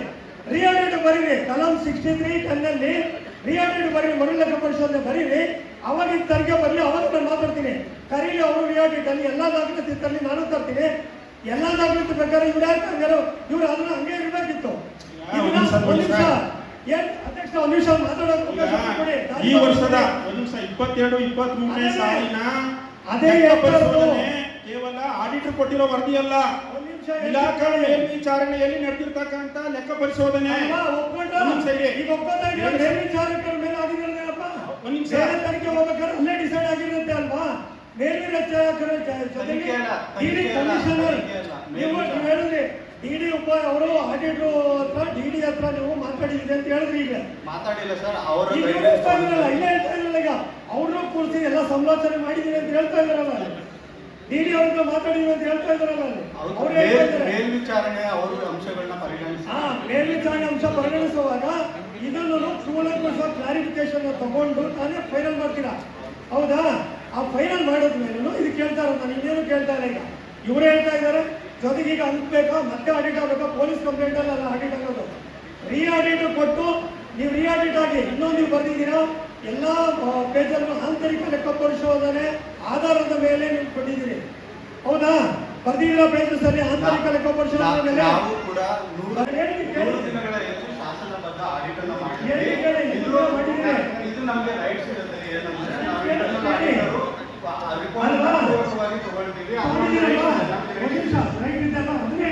ಆಂತರಿಕ ಲೆಕ್ಕ ಪರಿಶೋಧನೆ ತಗೊಂಡ್ಮೇಲೆ ಇವತ್ತು ಅದರ ಪ್ರಸ್ತಾವನೆಯನ್ನು ಪೂರ್ಣವಾಗಿ ನೀವು ಕೊಡಬೇಕು. ಆಂತರಿಕ ಲೆಕ್ಕ ಪರಿಶೋಧನೆಯಲ್ಲಿ 2-3 ಪಾಯಿಂಟ್ ಕೊಟ್ಟು ಬೇರೆ ಪಾಯಿಂಟ್ ಅಲ್ಲಿ ಮಾತ್ರ ನಿಮ್ಮ ರಿಪೋರ್ಟ್ ತಗೊಂಡ್ರೆ ಅರ್ಥ ಇಲ್ಲ. ಆಂತರಿಕ ಪರಿಶೋಧನೆ ಎಷ್ಟು ವರ್ಷ ಮಾಡಿದ್ರು, ಡೀಟೇಲ್ ಆಗಿ ಏನು ಮಾಡಿದ್ರೆ ಅವ್ರಿಗೆ ಯಾರು ತಪ್ಪಿದೆ ಸರಿ ಇದೆ ಅನ್ನೋದನ್ನು ನೀವು ಮೆನ್ಷನ್ ಮಾಡಬೇಕು. ಮಾಡಿದ್ದೀವಿ ಕೂಲಂಕಷವಾಗಿ ನೋಡ್ಬೋದು ಮಾಡಿದ್ದೀವಿ. ಯಾವುದಾದ್ರೂ 2022-23ಕ್ಕೆ ಸಮಂಜಸವಾಗಿದೆ ಪ್ರತಿಯೊಂದನ್ನು ಮಾಡಿದ್ದೀವಿ. ಆದ್ರೆ ಅದನ್ನ ಆಂತರಿಕ ಬೇಕಾಗಿ ನೀವಲ್ಲ, ನೀವೇ ತಗೊಂಡು ನೀವೇ ಮಾಡಬೇಕು. ಸರ್ ಎರಡೂ ಮಾಡಬೇಕು. ಬರೆಯೇ ಇಲ್ಲ. ಆಡಿಟ್ ವ್ಯವಸ್ಥೆಯಲ್ಲಿ ಇಂಟರ್ನಲ್ ಇರುತ್ತೆ, ಕನ್ಕರೆಂಟ್ ಇರುತ್ತೆ, ಸ್ಟ್ಯಾಚ್ಯೂಟರಿ ಇರುತ್ತೆ. ಇವೆರಡನ್ನೂ ಪೂರಕವಾಗಿ ತಗೊಂಡೆ ಸ್ಟ್ಯಾಚ್ಯೂಟರಿ ಆಗಿ ಮಾಡ್ತಾರೆ. ಅಲ್ವಾ? ಇಲ್ಲಿ ಒಂದು ನಿಮಿಷ ಅಧ್ಯಕ್ಷ, ಒಂದೇ ಒಂದು ನಿಮಿಷ ಇದೆ ಕೊಡ್ತೀವಿ. ಈಗ ಒಂದ್ ನಿಮಿಷ ಆಯ್ತಾ? ಈಗ ನಾವೇನ್ ಸಂಖ್ಯೆ ಚರ್ಚೆಗೆ ಸಾಕಷ್ಟು ಇದೆ. ಒಂದೊಂದು ನಿಮಿಷ ಈಗ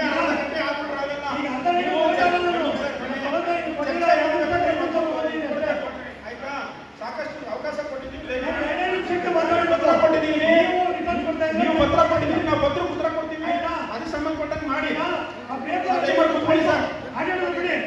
ನೀವು ಪೇಪರ್ ಸುಳ್ಳು ಕೊಡೋದು ₹1 ಕಟ್ಟಿಲ್ಲ ಬಡ್ಡಿ ಅಂತ ಅದು ಮುದ್ರೆ ಕೊಡ್ತೀರ ಬಿಡಿ.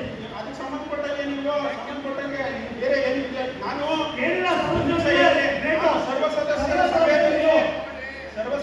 ಸಭೆಯಲ್ಲಿ ಚರ್ಚಿತ ವಿಷಯಗಳಿಗೆ ಮಾತ್ರ ಇದು ಅಷ್ಟೇ ವಿಚಾರಗಳಿಗೆಲ್ಲ ಈ ಸಭೆಯಲ್ಲಿ ಉತ್ತರ ಕೊಡಕ್ಕಾಗಲ್ಲ. ಕದ್ದು ಮುಚ್ಚಿ ಕರೆದು ಇವತ್ತೇಳಿ ಓಪನ್ ಆಗಿ ₹1 ಇಂಟ್ರೆಸ್ಟ್ ಕಟ್ಟಿಲ್ಲ ಅಂತ ಹೇಳಿ ಓಪನ್ ಆಗಿ ನೋಡೋಣ. ಏನಿಲ್ಲ ಪೇಪರ್ ಅವರೇ ಇನ್ನೊಂದೇನು ನೀವು ₹1 ಕಟ್ಟಿಲ್ಲ ಇಂಟ್ರೆಸ್ಟ್ ಸಂಸ್ಥೆ ಮೋಸ ಮಾಡಿದ್ರೆ ನೀವು ನೋಟ್ ಮಾಡಿದ್ರೆ ಇವಾಗ ಮುಖ್ಯ. ಸಾಲ ಸಂಪೂರ್ಣವಾಗಿ ತೀರುವಳಿ ಮಾಡಿ ತಪ್ಪ ಸರಿನೋ ಪಡ್ಸಾಡಿ ₹1 ಇಂಟ್ರೆಸ್ಟ್ ಕಟ್ಟಿನ ನೋಡಿ ಮೋಸ ಮಾಡೋರು ಅಂತ ನೀವು ಕದ್ದು ಮುಚ್ಚಿ ಪ್ರೆಸ್ ರಿಪೋರ್ಟ್ ಮಾಡಿದ್ರಲ್ಲ. ಯಾರಿಗೆ ಕದ್ದು ಮುಚ್ಚಿ ಮಾಡೋಣ? ವಾಪಸ್ ತಗೊಳ್ಳಿ ಅಲ್ಲ. ಯಾರು ಮಾತು ವಾಪಸ್ ತಗೊಂಡು ಕದ್ದು ಮುಚ್ಚಿ ಮಾಡೋಣ. ವಾಪಸ್ ತಗೊಳ್ಳಿ. ನಿಮ್ಮ ಆರೋಗ್ಯ ವಾಪಸ್ ತಗೊಳ್ಳಿ.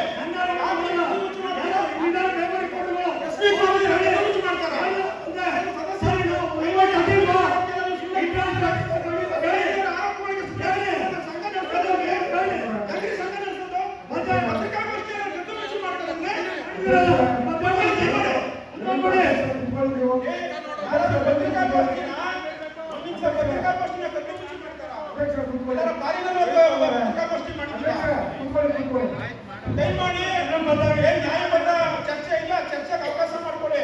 ಸುಮ್ಮನೆ ಕಾಕಕ್ಕೂ ಬಂದು ಕಥೆ ಹೇಳ್ತಾರೆ, ಚರ್ಚೆಗೆ ಅವಕಾಶ ಮಾಡಿ ಕೂತ್ಕೊಂಡ್ರೆ ಉಳಿದಂತ ವಿಚಾರಗಳನ್ನು ಚರ್ಚೆ ಮಾಡೋದು ಹಿಂಗೆ.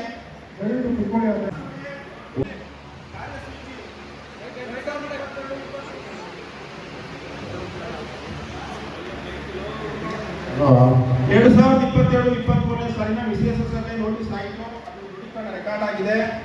2022-23 ಸಾಲಿನ ಮಹಾಸಭೆಯ ನಡವಳಿಕೆ ಓದಿದ್ದೀವಿ. ದಯಮಾಡಿ ಎಲ್ಲ ದೃಢೀಕರಣ ಮಾಡಬೇಕು. ದೃಢೀಕರಣ ಕೊಟ್ಟು ಮುಂದಿನ ಚರ್ಚೆಗೆ ಅವಕಾಶ ಮಾಡಿಕೊಡ್ಬೇಕು ಅಂತ ಹೇಳಿ ನಾನು ಮಾನ್ಯ ಗೌರವಾನ್ವಿತ ಎಲ್ಲ ಸದಸ್ಯರು ಕೋರ್ಕೊಳ್ತೀನಿ. ಆಯ್ತು, ನೀವು ಅನುಮತಿ ಕೇಳಿದ್ರಿ, ಈಗ ಅದೇನು ತಪ್ಪೇನಿಲ್ಲ. ಇಲ್ಲ, ನಾನು ಅದಕ್ಕಿಂತ ಬಂದು ಇವತ್ತು ಸದಸ್ಯರು ಟೋಟಲ್ ಇರೋದು ಎಷ್ಟು? 3,400 ಚಿಲ್ಲರೆ. ಈಗ ಎಷ್ಟು ಬಂದರೆ ಕೋರಂ ಇದೆಯಾ ಸರ್? ಕೋರಂ ಇದೆಯಾ ಸರ್? ಈಗ ಎಷ್ಟು ಸಿಗ್ನೇಚರ್ ಆಗಿರೋದು ಸರ್? ಕೋರಂ ಎಷ್ಟು ಸರ್? 3,400 ಚಿಲ್ಲರೆ ಸದಸ್ಯರಲ್ಲಿ ಕೋರಂ ಎಷ್ಟು ಸರ್? ಶೇಕಡ 10%. ಹೇಳಿ ಸರ್. ಶೇಕಡ 10%. ಶೇಕಡ ಕೋರಂ ಇದೆಯಾ? ಇದೆ, ಕೋರಂ ಇದೆ. ಶೇಕಡ 10% ರಕ್ತಸಣ ಕೋರಂ ಶೇಕಡ 10% ಕರೆಕ್ಟ್ ಆಗಿದೆಯಾ? ಆಯ್ತು. ಕೋರಂ ಇದೆ ತಾನೆ? ಆಯ್ತು, ಕೂತ್ಕೊಳ್ಳಿ. ಅದೇ ಕೂತ್ಕೊಳ್ಳಿ. ನಮ್ಮಂತ ಜನ 100 ಜನ ಠೇವಣಿ ಮಾಡಿರ್ತಾರೆ, FD ಮಾಡಿರ್ತಾರೆ ನನ್ನ ಸದಸ್ಯರೇ. ಸೊ ನಮ್ಗೇನಾದ್ರು ಅವಶ್ಯಕತೆ ಇದೆಯಾ? ನಮ್ಮ ದುಡ್ಡನ್ನು ವಾಪಸ್ ಕೊಡೋದು ಪರ್ಸೆಂಟೇಜ್ ಕಡಿಮೆ ಅಂತ ಹೇಳ್ತಾರೆ. ಒಂದು ಎರಡನೇ ವಿಚಾರ, ಪೀರಿಯಡ್ ಕರೆಕ್ಟ್ ಆದಲ್ಲಿ ನಾನು ಸಬ್ಜೆಕ್ಟ್ ಇಟ್ಟಿರೋದು ದಯಮಾಡಿ ಅರ್ಥ ಮಾಡ್ಕೊಳ್ಳಿ. ಏನು ಹಿಂದಿನ ಸಭೆ ಇದೆಯಲ್ಲ, ಆ ಸಭೆಯಲ್ಲಿ ಏನು ನಡವಳಿಕೆ ಇತ್ತು ಆ ನಡವಳಿಕೆಯನ್ನ ಓದಿ ದೃಢೀಕರಿಸುವುದು. ದಯಮಾಡಿ ಒಂದು ತಿಂಗಳು ಕಡಿಮೆ ಆಗಿರ್ಬೋದು, ಅಲ್ಲ ಮತ್ತೊಂದು ಬಿಟ್ಟಿರ್ಬೋದು. ಸೊ ಅವಾಗ ಕೇಳಿದ್ರೆ ಏನ್ ಮಾಡ್ತಾರೆ, ನಾವು ರಾಷ್ಟ್ರೀಕೃತ ಬ್ಯಾಂಕ್ನಲ್ಲಿ ಯಾವ ಡೇಟ್ ನಾವು FD ಮಾಡಿದ್ವೋ ಅದನ್ನೇ ಕಂಟಿನ್ಯೂ ಮಾಡಿದ್ರೆ ಮಾಡ್ತಾರೆ. ಸೊ ನಿಮ್ಮಲ್ಲಿ ಕೇಳಿದ್ರೆ ಏನ್ ಹೇಳ್ತಾರೆ, ಆ ರೀತಿ ನಿಯಮ ಇಲ್ಲ ನಮ್ಮಲ್ಲಿ, ಇದ್ಯಾವ ನ್ಯಾಯ? ಅದಕ್ಕೆ ನಾನು ಕೇಳಿದ್ರೆ ಇದೊಂದು ನಿಯಮ ತಿದ್ದುಪಡಿ ಮಾಡಿ. ಯಾವ ಡೇಟಿಂದ ನಾವು ಫಿಕ್ಸೆಡ್ ಮಾಡಿದ್ವು ಆ ಡೇಟ್ಗೆ ನಮಗೆ ರಿನ್ಯೂವಲ್ ತಗೊಂಡಿಲ್ಲ ಅಂದರೆ ಅದೇ ಡೇಟ್ಗೆ ರಿನ್ಯೂವಲ್ ಮಾಡುವ ಹಾಗೆ ನಮ್ಗೆ ಅನುಕೂಲ ಮಾಡಿಕೊಡಿ ಅಂತ ನಾನು ಜನರಿಗೆ ಹೇಳ್ತಾ ಇದ್ದೆ ಅಷ್ಟೇ. ನೀವು ಠೇವಣಿ ಮಾಡಬೇಕಾದಂತ ಸಂದರ್ಭದಲ್ಲಿ ಅಲ್ಲಿ ನಿಬಂಧನೆಗಳಿರ್ತವೆ. ಆ ನಿಬಂಧನೆಗಳು ಓದ್ಕೊಂಡು ಸಹಿ ಮಾಡಿದ್ದೀರಿ. ಆ ನಿಬಂಧನೆಗಳ ಪ್ರಕಾರನೇ ನೀವು ಮುಂಚಿತವಾಗಿ ಇದಾಗುತ್ತೆ. ಮುಂದೆ ಅದನ್ನ ಆಡಳಿತ ಮಂಡಳಿ ಕೊಟ್ಟು ಚರ್ಚೆ ಮಾಡಿ ಅದಕ್ಕೆ ಸಂಬಂಧಪಟ್ಟ ಅದನ್ನ ಸರಿಪಡಿಸಿ ಸ್ವಾಮಿ. ಚೆನ್ನಾಗಿ ಹೇಳೋದು ಆಯ್ತಾ? ಓಕೆ.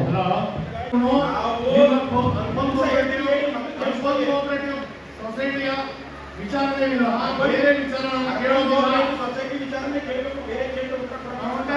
ಒಂದು ನಿಮಿಷ, ಕಾರ್ಯಸೂಚಿ ಏನಿದೆ, ಯಾವ ಕಾರ್ಯಸೂಚಿಯ ಮೇಲೆ ಚರ್ಚೆ ನಡೀತಿದೆ, ಆ ಕಾರ್ಯಸೂಚಿಗೆ ಸಂಬಂಧಪಟ್ಟಂತೆ ಪ್ರಶ್ನೆ ಕೇಳಿ. ಕಾರ್ಯಸೂಚಿ ಬಿಟ್ಟು ನೀವು ಯಾವ ಕಾರ್ಯಸೂಚಿ ಕೇಳಿ ಕಾರ್ಯಸೂಚಿ ಪ್ರಕಾರ ಪ್ರಶ್ನೆ ಕೇಳಿ.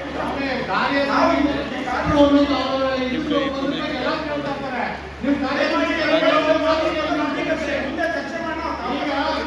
ನೀವು ನನ್ನ ಪ್ರಶ್ನೆಗೆ ಮುಂದೆ ಹೋಗಬೇಕು. ನೀವು ನನ್ನ ಪ್ರಶ್ನೆಗೆ ಉತ್ತರ ಕೊಟ್ಟು ಆಗ ಮುಂದೆ ಬರಬೇಕು. ಯಾಕೆ ನೀವು ನಾನು ಕೇಳಿ ಕ್ವಶನ್ ಕೊಟ್ಟು ಆನ್ಸರ್ ಮಾಡಿ ಕೇಳ್ಬೋದು ನೋಡ್ರಿ. ನಮ್ಮ ಕ್ವಶನ್ಗಳು ಎಲ್ಲ ಸದಸ್ಯರಿಗೆ ಕೇಳ್ತಾ ಇದ್ದೀರಲ್ಲ, ನನ್ನ ಕ್ವಶನ್ಗಳು ಪರಿಶೀಲಿಸಿ ಒಪ್ಪೋದು. ಇದಕ್ಕೆ ಸಂಬಂಧಪಟ್ಟಂತ ಪ್ರಶ್ನೆ ಇದ್ರೆ ಕೇಳಿ. ಸ್ವಾಮಿ, ಆಡಿಟ್ ರಿಪೋರ್ಟ್ ಕೊಟ್ಟಿದಾರಲ್ವಾ, ನಿಮ್ಗೆ 2020 ಆಡಿಟ್ ರಿಪೋರ್ಟ್ ಕೊಟ್ಟಾರಲ್ಲ ಸ್ವಾಮಿ. ಆಡಿಟ್ 2012 ಸಬ್ಜೆಕ್ಟ್, 11ನೇ ಸಬ್ಜೆಕ್ಟ್ ಆಡಿಟ್ ವರದಿ ಸಂಬಂಧಪಟ್ಟ ಸ್ವಾಮಿ ಆಡಿಟ್ ರಿಪೋರ್ಟ್ ಏನ್ ಕೊಟ್ಟಿದ್ದಾರೆ? 2022-23ನೇ ಸಾಲಿನ ಲೆಕ್ಕ ಪರಿಶೋಧನಾ ವರದಿ ಪರಿಶೀಲಿಸಿ ಒಪ್ಪುವುದು 11ನೇ ಸಬ್ಜೆಕ್ಟ್. ಆ 11ನೇ ಸಬ್ಜೆಕ್ಟ್ ಅಲ್ಲಿ ನೀವು ಆ ಸಬ್ಜೆಕ್ಟ್ ಪ್ರಶ್ನೆ ಕೇಳಿ. ಈಗ 22-23ನೇ ಸಾಲಿನ ಆರ್ಥಿಕ ತತ್ವಗಳನ್ನು ಪರಿಶೀಲಿಸಿ ಒಪ್ಪುವುದು ಆ ಸಬ್ಜೆಕ್ಟ್ಗೆ ಯಾರು ಏನಾದರೂ ಕ್ಲಾರಿಫಿಕೇಶನ್ ಕೇಳಿ. ಸ್ವಾಮಿ ಸದಸ್ಯರಲ್ಲಿ ಒಂದು ಮನವಿ. ಈಗ 2022-23ನೇ ಸಾಲಿನ ಲೆಕ್ಕ ಪರಿಶೋಧನೆ ವರದಿ ಪರಿಶೀಲಿಸಿ ಒಪ್ಪುವುದು, ಅದನ್ನು ಮಾಡಿ. ನೆಕ್ಸ್ಟ್ ಏನೇ ಕ್ವಶನ್ಸ್ ಇದ್ರೂ ನಿಮ್ಗೆ ಅವಕಾಶಗಳಿದೆ. ಅಧ್ಯಕ್ಷರ ಅನುಮತಿ ಮೇರೆಗೆ ಬರಬಹುದಾದ ಇತರೆ ವಿಚಾರಗಳು ಅದರಲ್ಲಿ ಏನ್ ಬೇಕಾದ್ರೂ ನೀವು ಚರ್ಚೆ ಮಾಡಕ್ ಅವಕಾಶ ಇದೆ. ದಯವಿಟ್ಟು ಎಲ್ಲರೂ ಸಮಾಧಾನದಿಂದ ಸಹಕರಿಸಬೇಕು ಅಂತ ಕೇಳ್ಕೊತೀನಿ ಮಾನ್ಯ ಸದಸ್ಯರಲ್ಲಿ. ನಿರ್ಣಯ ಆಗಬೇಕು ಮಾಡಿದ್ದ ಅದನ್ನು ಮಾಡಲು ಅರ್ಹತೆ ಅನ್ನೋದು ಇರ್ಬೇಕಲ್ವಾ? ನಾನು ಹೇಳೋದು ಅರ್ಥ ಮಾಡ್ಕೊಳ್ಳಿ. ನಿಮ್ಮ ಡೈರೆಕ್ಟರ್ ಹೇಳಿದ್ರು ನಿಂತ್ಕೊಂಡು ಸಹಕಾರ ಕೊಡಿ ಅಂತ. ಈಗ ನಿರ್ಣಯ ಮಾಡಕ್ಕೂ ಅಧ್ಯಕ್ಷರು ಅಂತ ಅನ್ಸ್ಕೊಳ್ಳೋಕ್ಕೂ ಅರ್ಹತೆ ಇರಬೇಕು. ನಿರ್ಣಯನ ಪಾಸ್ ಮಾಡಕ್ಕೆ ನನ್ನ ಕ್ವಶನ್ಗೆ ಉತ್ತರ ಕೊಟ್ಬಿಟ್ಟು ಆಮೇಲೆ ಇವರು ಅರ್ಹತೆ ಇದಾರ ಆ ನಿರ್ಣಯಕ್ಕೆ ಅಂತ ಆಮೇಲೆ ತೀರ್ಮಾನ ಮಾಡ್ತಾರೆ. ಯಾರೋ ಸಭೆ ಇಲ್ಲಿ ಕೃತಿಕಾ ಕಬ್ಬಾಳೇಗೌಡ ಅನ್ನೋರು ಯಾವ್ದೋ ವಿತೌಟ್ ಡಾಕ್ಯುಮೆಂಟ್ಸ್ ಯಾವ್ದೋ ಫ್ಲೆಜ್ ಮಾಡದೆ ಏನು ಮಾಡ್ದೆ 25 ಲಕ್ಷ ತಗೊಂಡವ್ರೆ. ಇದು ಆಡಿಟರ್ ರಿಪೋರ್ಟ್ ಯಾರು ತಯಾರು ಮಾಡಿರುವುದಲ್ಲ, ಆಡಿಟರ್ ರಿಪೋರ್ಟ್ ಕೊಟ್ಟಿರೋದು. ಇದು ವಿತ್ ಡಾಕ್ಯುಮೆಂಟ್ಸ್ ಇದೆ. ಇದ್ರದ್ದು ಉತ್ತರ ಕೊಡಿ. ನಾನು ಕೇಳೋದು ಮತ್ತು ನೀವು ರಾಜೀನಾಮೆ ಕೊಡಿ ಅಧ್ಯಕ್ಷರಿಗೆ. ಇದು ಯಾರು ಕೊಡಿ ಕೊಡಿ ಹೋದ್ರೆ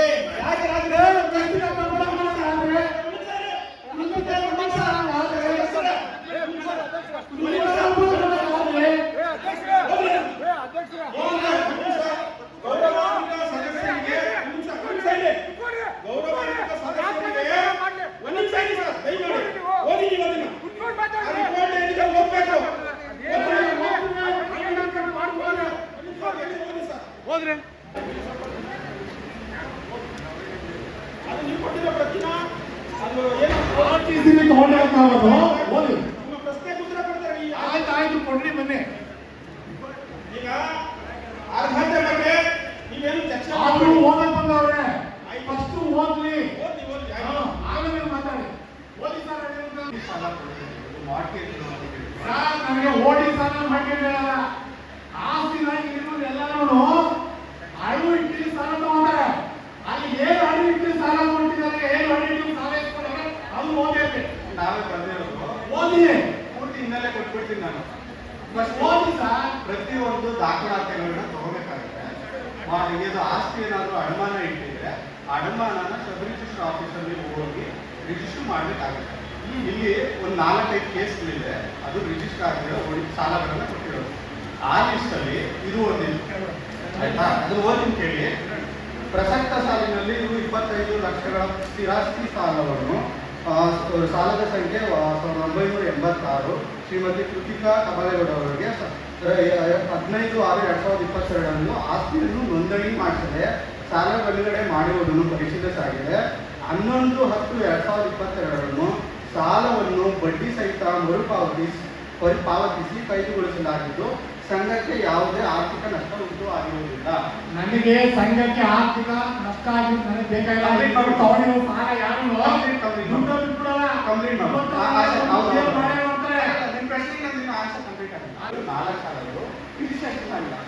ಅಡಮಾನ ಆಗಿದೆ, ಪೇಪರ್ಗಳು ಕೊಟ್ಟಿದ್ದಾರೆ, ಪ್ರಾಪರ್ಟಿ ಕೊಟ್ಟಿದ್ದಾರೆ.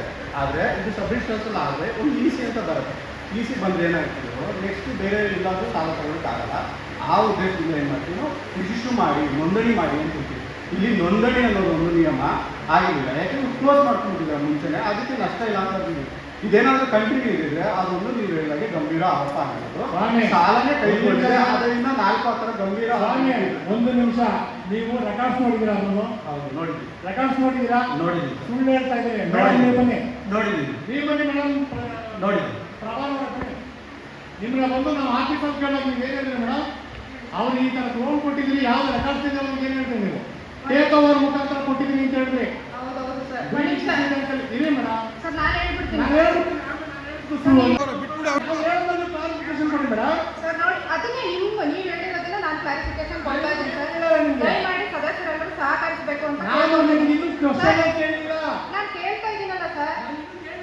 ಹೇಳಿ ಸರ್. ಡಾಕ್ಯುಮೆಂಟ್ಸ್ ಕೊಟ್ಟಿದ್ದಕ್ಕೆ ಏನಂದ್ರೆ ಸರ್, ಅದು ಟೇಕ್ ಓವರ್ ಆಗಿ ನಾವು BDC ಬ್ಯಾಂಕ್ ಅಲ್ಲಿ ಮಾಡಿದ್ವಿ. ಹೌದು, BDC ಬ್ಯಾಂಕ್ ಅಲ್ಲಿ ಅವ್ರ ಲೋನ್ ಇದೆ, ನಮ್ಮ ಬ್ಯಾಂಕಿಂದ ಅವರು ಲೋನ್ ತಗೊಂಡು ಟೇಕ್ ಓವರ್ ಮಾಡ್ಕೊಂಡು ಬಂದಿದ್ದಾರೆ ಅಂತ ಹೇಳಿದ್ವಿ. ಸರಿ ಮೇಡಮ್, ಆಧಾರ ಹಾಕಬೇಕಾದ್ರೆ ಉದ್ಯೋಗಗಳು ಬಂದು ನಿಮ್ಗೆ ಅರ್ಜಿ ಕೊಟ್ಟಿರ್ಬೇಕು ನಿಮ್ಮ ಬ್ಯಾಂಕಿಗೆ. ಪ್ರೊಸೀಜರ್ ಹೇಳ್ತಾ ಇದ್ದೀನಿ ನಾನು. ನಿಮ್ಮ ಬ್ಯಾಂಕಿಂದ BDC ಬ್ಯಾಂಕಿಗೆ ಲೆಟರ್ ಹೋಗ್ಬೇಕು. ನಿಮ್ಮ ಇದರಲ್ಲಿ ಈ ಥರ ಇದಾಗಿದೆ, ಲೋನ್ ಈ ಥರ ಕೇಳಿದ್ದೀರಾ, ಲೋನ್ ಇದೆ, ನಮಗೆ ಅದ್ರದ್ದು ಇದು ಬೇಕಾಗಿದೆ ಅಂತ ಕೇಳಬೇಕು. ಅವ್ರು ಅಲ್ಲಿಂದ ಲೆಟರ್ ಕೊಡಬೇಕು. ಆ ಲೆಟರ್ ಇದೆಯಾ? ನೀವು ಪ್ರೊಸೀಜರ್ ಮಾಡಿದ್ರೆ ಲೆಟರ್ ಇದೆ ಮೇಡಮ್, ಉತ್ತರ ಕೊಡಿ. ಉತ್ತರ ಕೊಡ್ತಾ ಇದ್ದೀನಿ ಸರ್. ಹೇಳಿ. ಪ್ರಶ್ನೆ ಶ್ರೀಮತಿ ಕೃತಿಕಾ ಕಬ್ಬಾಳಗೌಡರು, ಸಂಘದ ಸದಸ್ಯರಾದ ಶ್ರೀಮತಿ ಕೃತಿಕಾ ಕಬ್ಬಾಳೇಗೌಡರವರು ದಿನಾಂಕ 30/9/2020 ನಿವೇಶನ ಖರೀದಿಯ ಉದ್ದೇಶದ ಸಲುವಾಗಿ ಸಂಘಕ್ಕೆ ಒಂದು ಸಾಲದ ಅರ್ಜಿನ ಸಲ್ಲಿಸ್ತಾರೆ.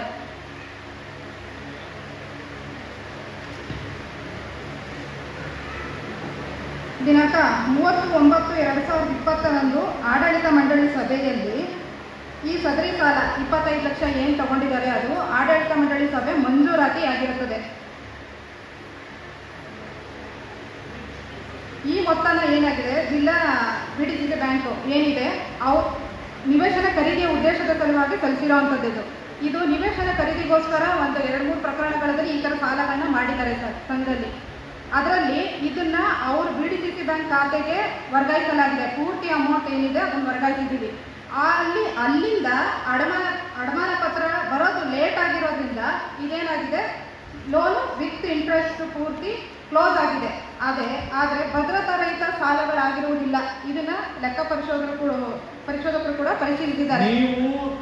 ಇದ್ರ ಬಗ್ಗೆ ಒಂದು ನಿಮಿಷ ಸರ್, ಇದ್ರ ಬಗ್ಗೆ ಲೆಕ್ಕ ಪರಿಶೋಧನಾ ಇಲಾಖಾ ಮುಖ್ಯಸ್ಥರಾದಂತಹ ಯಾರು DDS ಸಾಹೇಬರಿದ್ದಾರೆ, ಹಲವಾರು 4-5 ದೂರುಗಳು ಬಂದಿರೋದ್ರ ಹಿನ್ನೆಲೆಯಲ್ಲಿ ಪರ್ಟಿಕ್ಯುಲರ್ ಆಗಿ ಈ ಖಾತೆನ 3-4 ಸತಿ ಪರಿಶೀಲಿಸಿ ಒಂದು ಆಧಾರ ಮಾಡಿಕೊಂಡು, ಅಂದರೆ ಆ ಒಂದು ನೋಂದಣಿ ಆಗಬೇಕಾಗಿರೋ ಸ್ವತ್ತನ್ನ ಹೊರತುಪಡಿಸಿ ಬೇರೆ ಸ್ವತ್ತಿನ ಮೂಲ ದಾಖಲಾತಿಗಳು ಮತ್ತೆ ಸದರಿ ಸದಸ್ಯರ ಹೆಸರಲ್ಲಿರುವಂತಹ ವಿಮಾ ಪಾಲಿಸಿಗಳನ್ನ ಅದು ನಮಗೆ ನೋಂದಣಿ ಆಗೋವರೆಗೂ ಆ ಕಾಲ ಮಿತಿಗೆ ಒಳಪಟ್ಟು ಏನಿದೆ ಅದನ್ನ ತಗೊಂಡು ಭದ್ರತಾ ರಹಿತ ಸಾಲವಾಗಿ ಮಂಜೂರು ಮಾಡಿಲ್ಲ, ಭದ್ರತಾ ಸಹಿತ ಸಾಲವಾಗಿ ಮಂಜೂರು ಮಾಡಿರೋ ಸಾಲನ ಕ್ಲೋಸ್ ಆಗಿರೋದನ್ನ ಪರಿಶೀಲನೆ ಮಾಡಿ ಅದನ್ನ ವರದಿ ಕೊಟ್ಟಿದ್ದಾರೆ. ನಾನು ಬೇರೆ ಏನು ಕೇಳಲ್ಲ ಮೇಡಮ್, ಈಗ ನೀವು ಇನ್ನೂ 2-3 ಜನ ಕೊಟ್ಟಿದ್ದೀನಿ ಅಂತ ಹೇಳಿದ್ರಲ್ಲ ಟೇಕ್ ಓವರ್, ಅವರೆಲ್ಲ ಬೇರೆ ಬ್ಯಾಂಕಿಂದ ನೀವೇ ನನಗೆ ಹೇಳಿದ್ರಿ ಕಾಂಗ್ನಾಳು ಸಂಧ್ಯಾರಾಣಿ ಕೋಟೆಹಳ್ಳಿ ಮುತ್ತುಸ್ವಾಮಿದು ಅಂತ.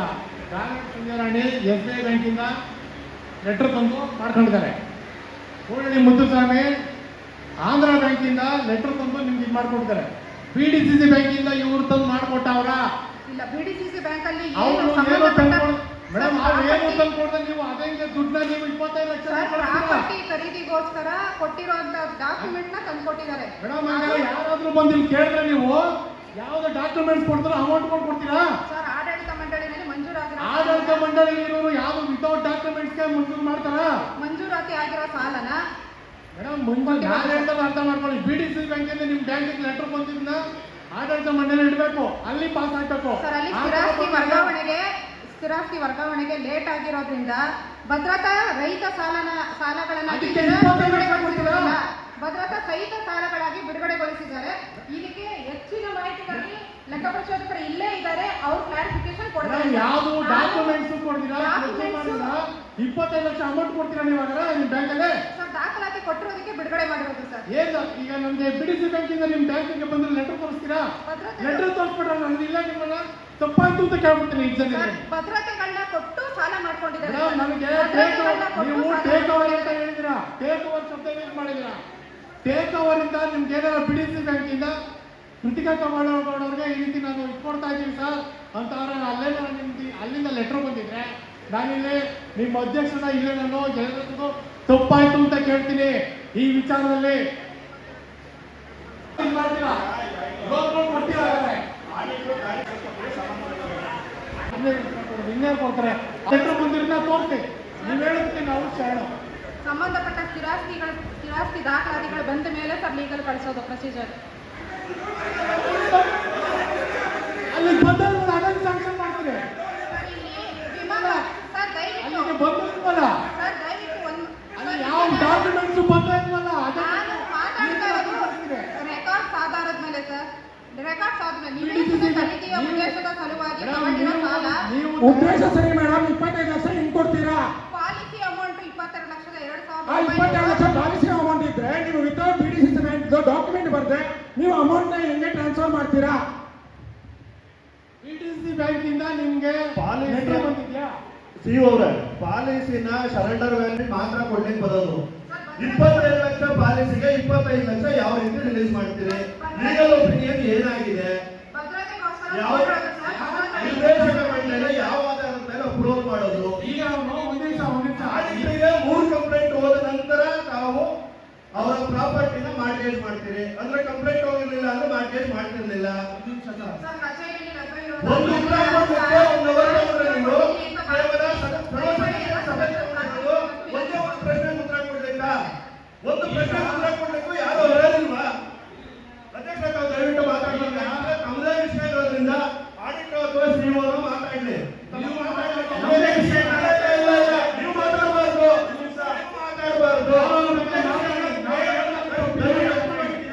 ನಿಮ್ ಪರವಾಗಿ ಅನುಮೋದಿಸ ಯಾವ್ದಾದ್ರು ನಿರ್ದೇಶಕರು ಮಾತಾಡ್ಲಿ ಅಥವಾ CEO ಮಾತಾಡ್ಲಿ, ಆಡಿಟರ್ ಮಾತಾಡ್ಲಿ. ಸತ್ಯಾಸತ್ಯತೆ ಸಭೆ ಗೊತ್ತಾಗ್ಬೇಕು. ನಾವು ಮಾತಾಡೋದಿಲ್ಲ.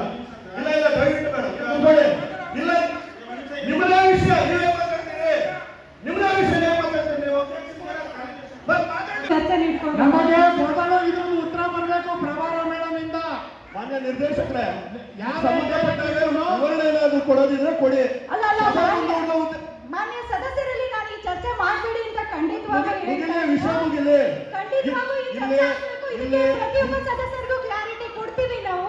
ದಯವಿಟ್ಟು ತಾವು ಅರ್ಥ ಮಾಡ್ಕೊಳ್ಬೇಕು. ಅಧ್ಯಕ್ಷ ಮೇಲೆ ಒಂದು ಅಪಾದನೆ ಬಂದಿದೆ, ಆಯ್ತಾ? ಅದನ್ನ ರಿಸಾಲ್ವ್ ಮಾಡಿ. ಅದನ್ನ ಬಿಟ್ಬಿಟ್ಟು ನೀವು ಪದೇ ಪದೇ ಎದ್ದಿಲ್ಲ ತಪ್ಪಿಸಿ ಉತ್ತರ ಕೊಡೋದಿದ್ರೆ ಎದ್ದಿಲ್ಲ. ಒಂದ್ ನಿಮಿಷ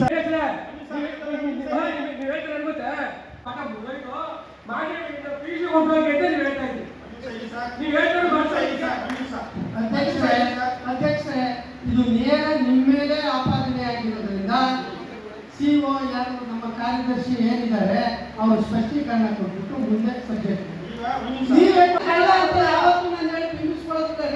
ನಾನು ಸ್ಪಷ್ಟೀಕರಣ ಕೊಡ್ತಾ ಇಲ್ಲ, ಅವ್ರು ಸ್ಪಷ್ಟೀಕರಣ ಕೊಡ್ತಿದ್ದಾರೆ. ಸ್ಪಷ್ಟೀಕರಣ ತಗೊಳ್ಳಿ. ಅಲ್ಲ, ಅವ್ರು ಕೇಳೋದಕ್ಕೆ ವಿತೌಟ್ ಡಾಕ್ಯುಮೆಂಟ್ ಹೆಂಗ್ ಕೊಡ್ತೀವಿ? ನಮಗೆ ಒಂದು ಓಡಿ ಮಾಡ್ಬೇಕಾದ್ರೆ ಲೀಗಲ್ ಒಪಿನಿಯನ್ ರಿಜಿಸ್ಟ್ರೇಷನ್ ಆದ್ಮೇಲೆ ಆಗಲಿಲ್ಲ. ನಾನು ಎಲ್ಲಾ ಸಾಲಗಳನ್ನು ತಗೊಂಡಿದ್ದೀನಿ, ಎಲ್ಲ ಎಫ್ಡಿಗಳನ್ನು ಮಾಡಿದ್ದೀನಿ, ಎಲ್ಲದೂ ಬಡ್ಡಿ ಕಟ್ಟಿದ್ದೀನಿ, ಸಾಕಷ್ಟು ಲಕ್ಷಾಂತರ ರೂಪಾಯಿ ಬಡ್ಡಿ ಕಟ್ಟಿದ್ದೀನಿ ಬ್ಯಾಂಕ್ಗೆ. ಹಾಗಾಗಿ ನಾನು ಇಷ್ಟೆಲ್ಲ ಮಾತಾಡಬೇಕು ಅನ್ಕೊಳ್ತಿದ್ದೆ. ನಾನು ಆ ಬ್ಯಾಂಕಲ್ಲಿ ಒಬ್ಬನೇ ಅವರು ಪೇಟೆಯಲ್ಲಿ ಓಪನ್ ಮಾಡೋದ್ರಿಂದನೂ ವ್ಯವಹರಿಸ್ಕೊಂಡು ಬಂದಿದ್ದೀನಿ. ಇವತ್ತಲ್ಲ, ನಿಮ್ಮದೇ ಚರ್ಚೆ ಆಗಿರೋದ್ರಿಂದ ನೀವೇ ಸ್ಪಷ್ಟೀಕರಣ ಕೊಡ್ತೀರಿ. 20ರಲ್ಲಿ ನಿರ್ವಾಹಕ ತಂದೆ ಎಲ್ಲಿದ್ದ ನಾವು ಕರೆಸಿ ಇದೆಲ್ಲ ಚೆನ್ನಾಗಿ ನಡೆಯುತ್ತೆ. ಅವಾಗ ಉತ್ತಮವಾಗಿ ವ್ಯವಸ್ಥೆ ಆಗುತ್ತೆ. ಈಗ ಸುಮ್ಮನೆ ಯಾವ ಮನೆಯಿಂದ ನೀವು ಒಪ್ಕೊಂಡು ನೀವು ಆನ್ಸರ್ ಕೊಡೋದು ಯಾಕೆ ಇವತ್ತು ಕಷ್ಟ ಬಿಡ್ತಾ ಇದ್ದೀರಿ? ಇನ್ನು ಮೇಲೆ ನಾವು ಅಂತ ಡಾಕ್ಯುಮೆಂಟ್ ತಂದಿದ್ದೀವಿ. 15-20 ಕೊಡಿತಾ ಇದ್ದೀವಿ. ನಾವು ದಿನ ಕೊಡ್ತೀವಿ. ಈಗೇನಾದ್ರು ಈಗ ನಮ್ಮ ಸಹೋದರ ಬ್ಯಾಂಕಿನ ಸದಸ್ಯರು ಒಳ್ಳೆ ಪಾಯಿಂಟ್ ಹೇಳಿದ್ರು.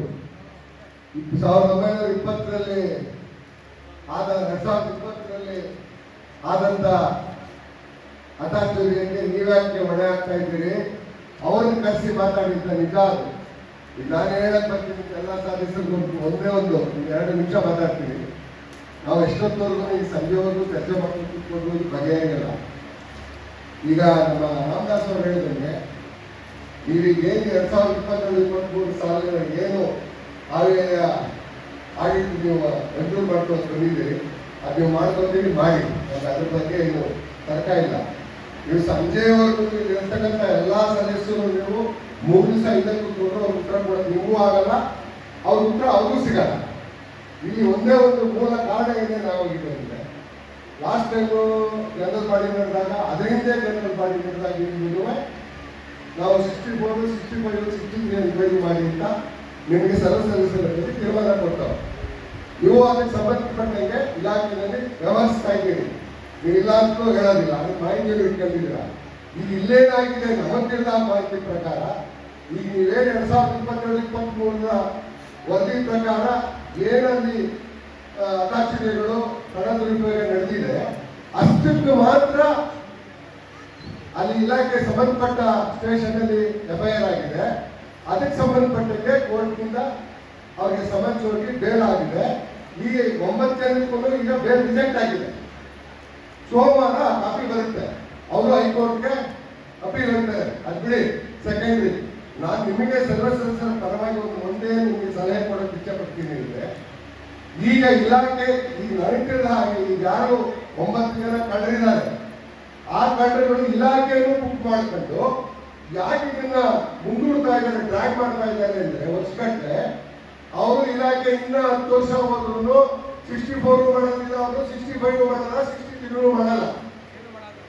ನೀವು ಹಿಂಗೆ ಕೂತಿರ್ಬೇಕು. ನಾವು ನಿಮ್ಗೆ ಜನರಲ್ ಬಾಡಿ ಬಂದು ಜಗಳ ಕಾಯ್ತಾ ಇರ್ತೀವಿ.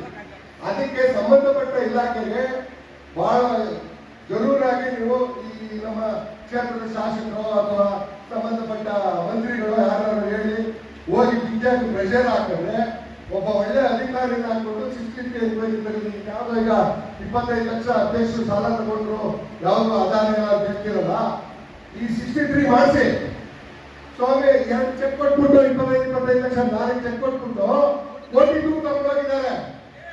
ಆ ಹಿರಿಯರ ಮಾತ್ರ 25 ಲಕ್ಷ ನಾನು ಬರೀ ಚೆಕ್ ಕೊಟ್ಬಿಟ್ಟು 2 ತಿಂಗಳು ದುಡ್ಡು ಮನೆಯಲ್ಲಿ ಇಟ್ಕೊಂಡು ತಿರ್ಗಾ ದುಡ್ಡು ಕಟ್ಬಿಟ್ಟು ಚೆಕ್ ಇಸ್ಕೊಂಡೋಗಿದ್ದಾರೆ. ಅದು ಮಾಹಿತಿ ಇದೆ ಇನ್ಮೇಲೆ. ಅದಕ್ಕೆ ಹೇಳ್ತಾ ಇರೋದು 63 ಮಾಡಿಸಿ. ಬರೀ ನೀವು 1 ವರ್ಷದ ಮಾತ್ರ ನೀವು ಮಂಜೂರಾತಿ ಮಾಡಕ್ ಬಂದಿದ್ದೀರಾ. ನೀವು ಬಂದಿರ್ತಕ್ಕಂಥ ಸದಸ್ಯರೆಲ್ಲ ಉತ್ತಮರೇ, ನಾವು ಇಲ್ಲ ಅಂತ ಇಲ್ಲ. ನೀವು ಹೆಂಗ್ ತೆಗೆದಾಕ್ ಹೋಗ್ತಿದ್ದೀರಿ ಅಂದ್ರೆ ಯಾರೋ ಮಾಡಿದ ತಪ್ಪಿಗೆ ನೀವು ಮುಂದುವರಿಸ್ಕೊಂಡು ಒದ್ದಾಡ್ತಾ ಇದ್ದೀರಾ. ಅದಾಗೋದು ಬೇಡ. ದಯವಿಟ್ಟು ಮೊನ್ನೆ ಸದಸ್ಯರುಗಳಿಗೆಲ್ಲ ಕೈಗೊಂಡಿದ್ದೀರಿ. ನೀವೆಷ್ಟೇ ನೀವು ಕೇಳಿದ್ರು ಇವರಲ್ಲಿ ಉತ್ತರ ಸಿಗೋದಿಲ್ಲ. 1 ನಿಮಿಷ 63 ಎನ್ಕ್ವೈರಿ ಮಾಡಿದ್ರೆ ಅರ್ಬನ್ ಬ್ಯಾಂಕ್ ಉದ್ದಾರ ಆಗಲ್ಲ. ಇವತ್ತು ಯಾವ್ದೋ ಬರೀ 1,26 ಲಕ್ಷದ್ದು ಸ್ವಾಮಿ ನೀವು ಮಾಹಿತಿ ಸಿಕ್ಕಿರೋದು. ಬರೀ 1,26 ಲಕ್ಷದ ಯಾವ ಮೂಲೆ ಇದು? 29 ಕೋಟಿ ರೂಪಾಯಿ ಇರೋದು ಅರ್ಬನ್ ಬ್ಯಾಂಕ್. ನೀವು ತಕ್ಷಿ 63 ಎನ್ಕ್ವೈರಿ ಬರುತ್ತದು. ದಯವಿಟ್ಟು ಸುಮ್ಮನೆ ಮಾನ್ಯ ಸದಸ್ಯರು ನೀವು ಕಿತ್ತಾಡ್ಕೊಂಡು ಸಭೆಯ ಗೌರವವನ್ನು ಯಾಕೆ ಮಾಡ್ತೀರಿ? ದಯವಿಟ್ಟು ಎಲ್ಲ ಸಮಾಧಾನವಾಗಿ ಸಭೆಯನ್ನು ಮುಗಿಸಿ ಮುಂದಿನ ಏನ್ ನಡವಳಿಕೆ ಆಗಬೇಕು ಅದಕ್ಕೆ ಅವಕಾಶ ಮಾಡ್ತೀವಿ. ದಯವಿಟ್ಟು ಒಂದು ಉದಾಹರಣೆ ಮೊನ್ನೆ ಯಾವುದೋ ಒಂದು ನ್ಯೂಸ್ನಲ್ಲಿ ನೋಡಿದೆ. ಕಾರವಾರ ಕೋಆಪರೇಟಿವ್ ಸುಮಾರು 54 ವರ್ಷಕ್ಕೂ ಈಗ 63 ಅಂತ ಕಂಡ್ರು. ಇದೊಂದು ಮಾಹಿತಿ ತಿಳ್ಕೋಬೇಕು. ಎಲ್ಲ ರೆಗ್ಯುಲರ್ ಪ್ರೊಸೆಸ್ ಇರುತ್ತೆ. ಇದನ್ನ ಇಲಾಖೆಯಿಂದ ಎನ್ಕ್ವೈರಿ ಮಾಡೋದಕ್ಕೆ ತಡೆ ಹಿಡಿತಾ ಇರೋದು ಅವರೇ. ಬೇಜಾರು ದುಡ್ಡು ಕೊಟ್ಕೊಂಡು ಅದನ್ನ ಟ್ರ್ಯಾಕ್ ಮಾಡ್ತಾ ಇದ್ದಾರೆ. ನೀವು ಪತ್ರಿಕಾ ಮಿತ್ರರನ್ನ ಕೇಳಿ ಅವ್ರನ್ನ ಒಳಗೆ ತಗೋಬೇಕು. ಹೇಳಿ ಅದನ್ನ ಸ್ವಲ್ಪ ಪ್ರಚಾರ ಕೊಟ್ಟು ಸಂಬಂಧಪಟ್ಟವ್ರಿಗೆ ಅವ್ರಿಗೆ ಡೈರೆಕ್ಷನ್ ಕೊಡಿಸ್ಬೇಕಂದ್ರೆ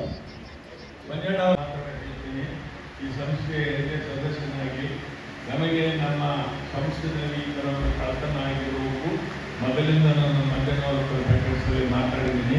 ನಾನು ಧೈರ್ಯವಾಗಿ ಹೇಳಿದ್ದು ನಿಜ, ನಮ್ಮಲ್ಲಿ ಏನೂ ಆಗಿಲ್ಲ ಅಂತ. ನಮಗೆ ಆಗಿದೆ ಅಂತ ಗೊತ್ತಾದ ಮೇಲೆ ನಾವು ಬಾಯಿ ನೋಡ್ಕೊಂಡು ಆವತ್ತಿಂದ ಇವತ್ತಿನ ಓಡಾಡ್ತಾ ಇದ್ದೀವಿ. ಎಲ್ಲ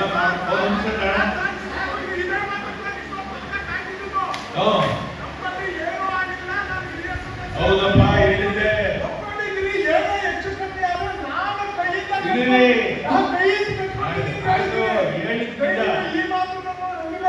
ನಾನು ಅಂದಿದ್ದು ನಿಜ.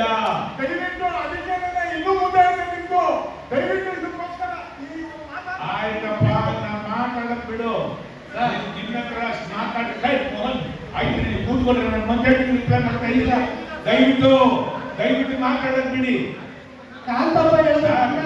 ನಾನು ಹಿರಿಯ ಸದಸ್ಯನಾಗಿ ಹೇಳ್ತಾ ಇದ್ದೀನಿ, ನಾವು ಸತ್ತ ಪ್ರಯತ್ನ ಎಲ್ಲ ಮಾಡ್ತಾ ಇದ್ದೀವಿ.